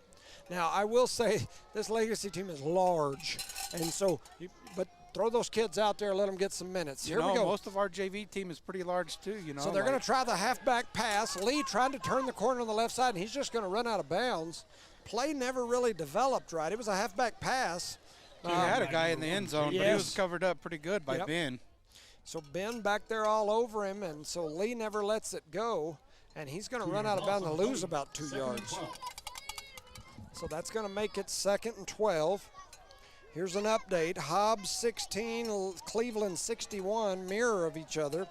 Artesia 28, Lovington 24, late in the fourth. Dexter 24, Hope Christian 0. So Southeast New Mexico doing work in the playoffs today. Taking the snap, faking the handoff, headed to his right side is LSU. He throws it into the middle. He's got a man open there. That's big number 24. That's the big boy, Brian Scales. He's going to duck forward and pick up about 15, maybe 16 yards and a first down. First down, Silverbacks. Looks like we got an injured player, number 75, coming off the field. That's their big boy Montano that's had a heck of a season. And he's getting up really slow and headed to the sidelines. They're having to help him off. Yeah, it looks Favoring like that right leg. Yeah. Not sure if it's a knee, a cramp. You just never know. as a fellow who's had 4 knee ACL surgeries and a daughter with a couple, I always worry when I see kids coming off the field with hurt legs, because you just never know. It can be something as simple as a cramp that might sound simple, but it hurts like heck, or something more serious, and you never want the more serious one. Yeah, the cramp's kind of 100%. funny if you're the person watching, but not if you're the person that has it. So in the shotgun, LSU takes the snap. Ball was on the turf. He picks it up. He's trying to find an opening. He breaks around that left side. GC almost had him. He's bobbing. He's weaving. He's going to get taken down over there on that side. I think that was Meek. Yeah, from behind, too. GC had him about 3 yards in the backfield, and he kind of threw that ball up in the air like pump faked him and got GC to jump. Yeah. And when he jumped, he was able to turn the corner, and the GC couldn't land and switch directions fast enough. So 2nd and 8. Taking the snap is LSU. He fakes the handoff up the middle. He's looking down the field, trying to find an opening. He's going to run. He ducks. He pushes forward. He's going to pick up about 6 yards maybe. It looks like GC wasn't giving him an opportunity to get away from him again, though. GC said, let me get you there. Also in there was 8-1 Kyle Hacker, and now it's 3rd down and 3. They're all the way down inside the 10. 3rd down and 3. Ball spotted about the 9. LSU in the shotgun. He's got Chavez behind him. He's got trips to his left, 1 to his right. Taking the snap. He's looking past the whole way. Throws it into the middle, and it's picked off by Lucas Lopez. Lopez comes out of the end zone. He's going to try to run it back. He cuts back over there about the 20 and gets taken down.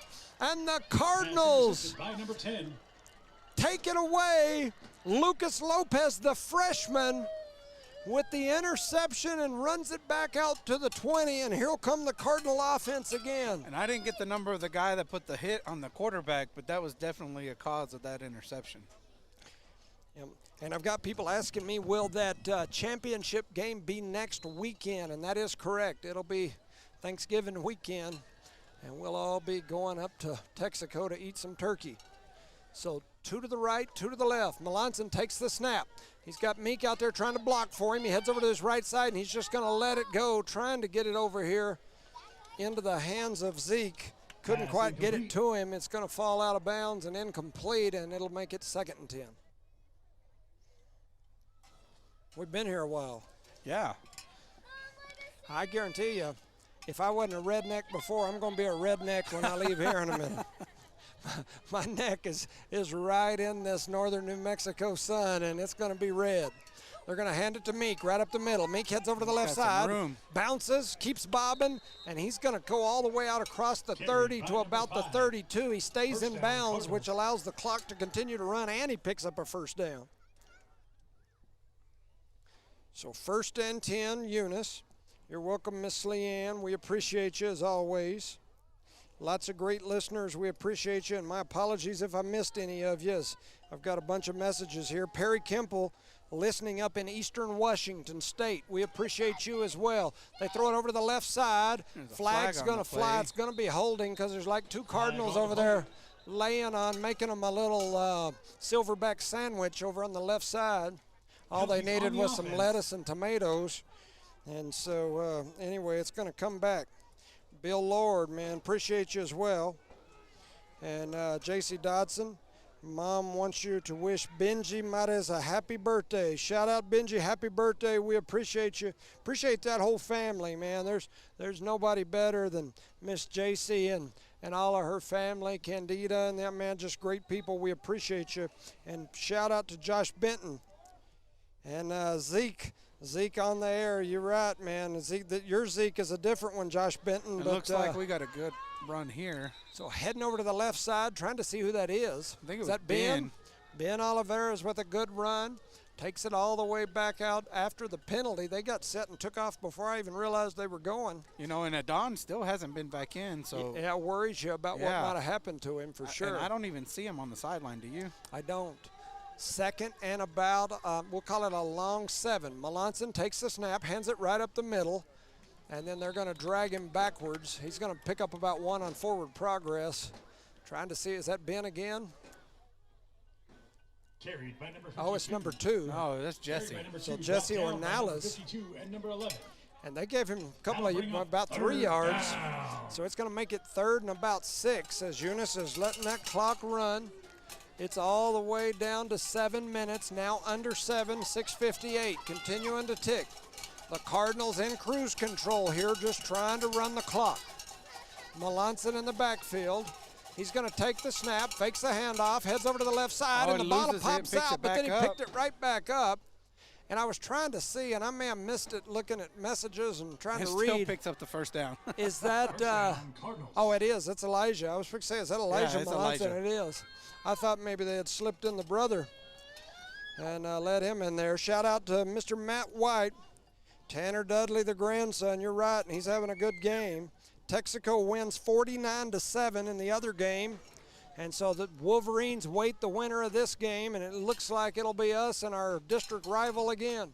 Taking the snap, right up the middle is Melanson. He's got a big gap. He's still on his feet. He breaks forward, breaks through. He's all the way down to the 30, and they're going to tackle 25. him close to the 25 at the 26 as the ball came out after he hit the ground. He kind of landed on it. That's hard on your rib cage sometimes when you land on one like that. They wrapped his arms. I'm sure he's got rib protectors. Oh, probably, for sure, yeah. I guarantee you. So he's down to the 26 where it'll be 1st and 10 on a running clock. That clock's all the way down into the 5:30 range, and the Cardinals are going really, real slow. You don't see this very often for the Cardinals, and sometimes it messes us up because we're not used to slowing down. But they're walking around, letting that clock run. They'll wait till the Whitehead usually starts to do his hand over his head. They didn't even give him the time. They're going to hand it right up the middle to Ornelas. He breaks around the left side. He's trying to stay in bounds, and he's going to get bumped out over there. And the coaching staff is like, fall down and stay in bounds and let that clock run, as that'll stop the clock. Enough to pick up a first down. Yep. Jesse with a good run there, no doubt about it. Looks like we'll take off at the 15-yard line. That'll make it 1st and 10 right there at about the 15. Melanson still in the backfield. I'd love to see where his total passing yards are at right now. I didn't keep them over here. They're going to throw it to Lucas Lopez on the left side. He's bobbing, he's weaving, he's trying to carry people, and they're finally going to drag him down. He's going to pick up about maybe 6, depending on the spot. And we'll call it 6. It'll make it 2nd and 4. Big number 75 is still out. He was their defensive leader. Yep. All game. Yeah, and he's kind of hobbling around the sideline over here. Seems to be favoring that left leg. And so the Cardinals late in this ball game, in control. They got it on cruise control. They're leading big. We've got trips to the right, one out to the left. Melanson going to take the snap. He's going to hand it right up the middle. Pushing forward is Jesse Ornelas. He gets drugged down inside the 2. Maybe the 1.5. He may be hurt now. He got rolled up on it. When they took him down, he went down like kind of funny backwards. Yeah. And he didn't get up, and he's still on the ground, and the Cardinal staff running out there to check on Jesse. That is the last thing that the Cardinals need, is one of their main players hurt before we go into next week, and that's what I was talking about a while ago. Yeah, and this is where it helps, getting these younger kids in, giving them some playing time. Yeah. He did pop up, though, and that's always a good sign. Maybe it's just a good back pop, you know? Yeah, yeah. Sometimes I wish I could fold my back that way so that I could get rid of some of this pain. Myself and Jada, we both have lower back problems. Always had them, and Jada's always had them. And Jada was lifting weights the other day doing squats, and she was filming herself. And as she went all the way down into like a deep squat, something popped, and she collapsed to the ground, and for like a week, she couldn't stand up. So Melanson in the backfield. It's 1st and goal at about the 2, maybe the 1.5. Melanson going to take the snap, and he's going to plow forward, and he's in. Yep. And Melanson's going to score and run that one into the end zone on a 1-yard, we'll call it a 1-yard touchdown run by Melanson. And Melanson's got a 1-yard touchdown run in the 1st quarter. He's got a 32-yard touchdown run in the 2nd quarter. He's got 2 1-yard touchdown runs here in the 2nd half. And so 4 touchdowns with his legs today for Melanson.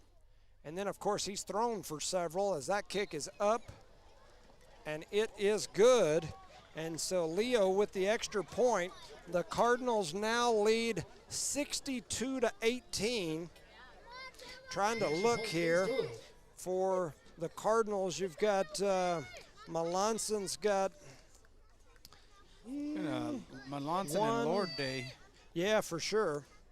Melanson's only got 1 touchdown pass on the day, though, so that's interesting. Not normal as far as his touchdown passes go. And no, he's got 2 because Meek had that 1 while ago. So anyway, with that said, the Cardinals once again in cruise control here late in this game.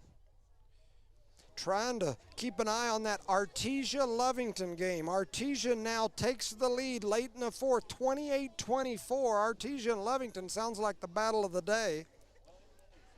Hobbs gets tore up by Cleveland, 67-16, and Dexter tearing up Hope Christian right now. Had my Uncle Jimmy Jordan and his family listening to the game all the way up in Fort Collins. Oh, wow. He just texted me. Well, shout out to them.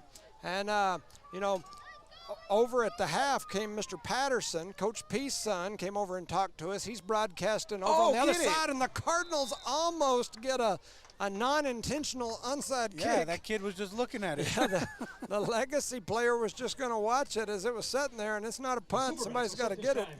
So the Cardinals had a chance at the ball right there. And so 3 minutes, 30 seconds on a running clock. So the Legacy Academy Silverbacks can take as long as they want now because that clock's going to run. As Eunice takes their time getting out on the field, Legacy seems to be taking theirs. And so they're going to give the ball to Legacy at the 41-yard line. And we've got a bunch of youngsters out there. I see them asking who's where and what's who and all that good stuff. There's definitely a few different players on the field. There's still some of the main ones out there too. They're going to give the snap to LSU. He throws it over here to the left side. A good catch there by the big man. You know, that big boy, he doesn't run very fast. No, but it's hard to bring down a tree. He has got some good hands. That was brought down by Isaac Melanson. Yes. Yeah, Scales has got some really good hands, and he's got a good stiff arm, and so once he catches the ball, he's hard to deal with. So he picks up a big gain and a first down for him. He's down inside the 40 to the 39. LSU in the backfield. That's Lorenzo Cedillo Urban. He takes the snap. The ball is on the turf again. He picks it up off the turf, trying to turn the corner. He's going to bounce it over here to the left side. He's trying to get out of bounds, and he does. And so, but I believe it'll be on a running clock anyway, so it's down inside 210. Lorenzo Cedillo Urban. And so LSU going to pick up about 5 yards for Legacy, and it's going to make it 2nd and 5. So, you know, and Legacy's still in the huddle. They're running plays from the sideline, not in any hurry, which is okay by me. The Cardinals in cruise control with a big lead here. They lead 62-18. Legacy in the shotgun. LSU back there ready for it. He's got Chavez behind him. Trips to his right. He takes the snap, looks to his right side, throws it, and it's picked off. That's Hasiel Goita. Hasiel trying to break it around the left side, and he gets drugged down from behind. That limb didn't slow him none down at all. I tell you what, though, he breaks that tackle right there, and he was off to the races for about an 80-yard touchdown. As much as I love that, it looked like Liam was just fixing to go into the game. Yeah. Yeah, that would have been cool. As the Cardinal offense comes back out onto the floor, it's going to be under a minute to go here in this ball game. The Cardinals are going to move to the championship game.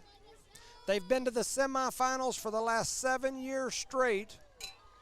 They've been to the final game now 5 of the last 7 years. They've went to the finals and they've won it 3 of those times or 4 of those times. Yeah. And so the Eunice Cardinals will head to the championship game one more time. And guess who they get to face? Dadgum Wolverines of Texaco. It seems like it's a Eunice Texaco championship game about every year. Occasionally somebody else will jump into Santa Rosa or Jow, or somebody will take one of them's place for a year, and then it'll go another 2 or 3 years where it's Texaco and Eunice again. And the Eunice faithful get on their feet as the clock moves towards 0. It's down to 10 seconds. Yeah, we can definitely hear the Anguianos and his father-in-law over there yelling for this team. Yes, they are getting rowdy. And I tell you what, the Cardinals have a good crowd that traveled all the way up here. A great day to be a Eunice Cardinal. as they will head to the championship game to face the Texaco Wolverines. Eunice and Texaco. We will definitely broadcast the sound. It'll probably be the same, I'm sure, as it was this year. This week. Quick shout out to some of our sponsors: R360, Lasco Constructions, Burrito Beast, NMJC. NMJC, success through learning, anyway, something like that. IPS, Eunice Health Clinic, Badger Hydrovac, the City of Eunice, Debbie's Country Kitchen, Cardinal Hardware, Redbird Garage, Eunice Wrecker, Thomas Welding, Lavelle Insurance, Guns Up Services, Outlaw Grill, NMR Pipeline, Parker Energy, Redbird Gas, Eunice Public Schools, Eunice Pump and Supply. The Cardinals with the win for Evie and Tiff, everyone back at One Radio Square, and of course, for my main man, Edward Charo, here with me, helping me tonight. We say thank you for listening. Thank you for being a Cardinal fan, or if you're not, that's fine too. We'll see you next week, or we'll hear from you next week. Yes, for sure, yes. You know, I'm sitting here watching, and these Eunice Cardinals are going over there and taking a knee and praying with this team. This shows you exactly how big the Eunice Cardinal hearts are, and the type of dedication that this town puts into these kids. Yeah, and this legacy team as well. I mean, you know, this is the legacy. It's a private Christian school there in Albuquerque, and I mean, you can. They've been nothing but friendly to us. I was sitting here talking to the man in front of us right before we got started. A lot of military parents. He was telling me he's a former Air Force guy. He builds airplanes now. Said his son is trying to get into the Air Force Academy. He's a junior on this team, I believe. Okay. And anyway, he was pointing at different people, and he was saying, see that guy? He was a pilot in the Air Force. See that guy? Because I was talking to him about Ovi. Looks like Darian right there. Dottie? Oh, yeah. Yeah, he's got the hairdo. I tell you who's got the poofy hairdo right now. It's Brandon, a.k.a. Woody. He's needed a haircut for about 3 weeks, and I hadn't got him one. But Ovi's on his way back from Baylor. He should be getting close to Eunice, so shout out to him. Thank you, everyone, all the folks back there listening, everybody for the messages and keeping us updated. We appreciate you. Thank you to you folks back at the station. And thank you, Jimmy, for this opportunity, sir. Absolutely. We appreciate you, and thank you for helping me. That way I didn't have to talk to myself the whole time. And so, anyway, thank you all for listening. We'll hear from yours.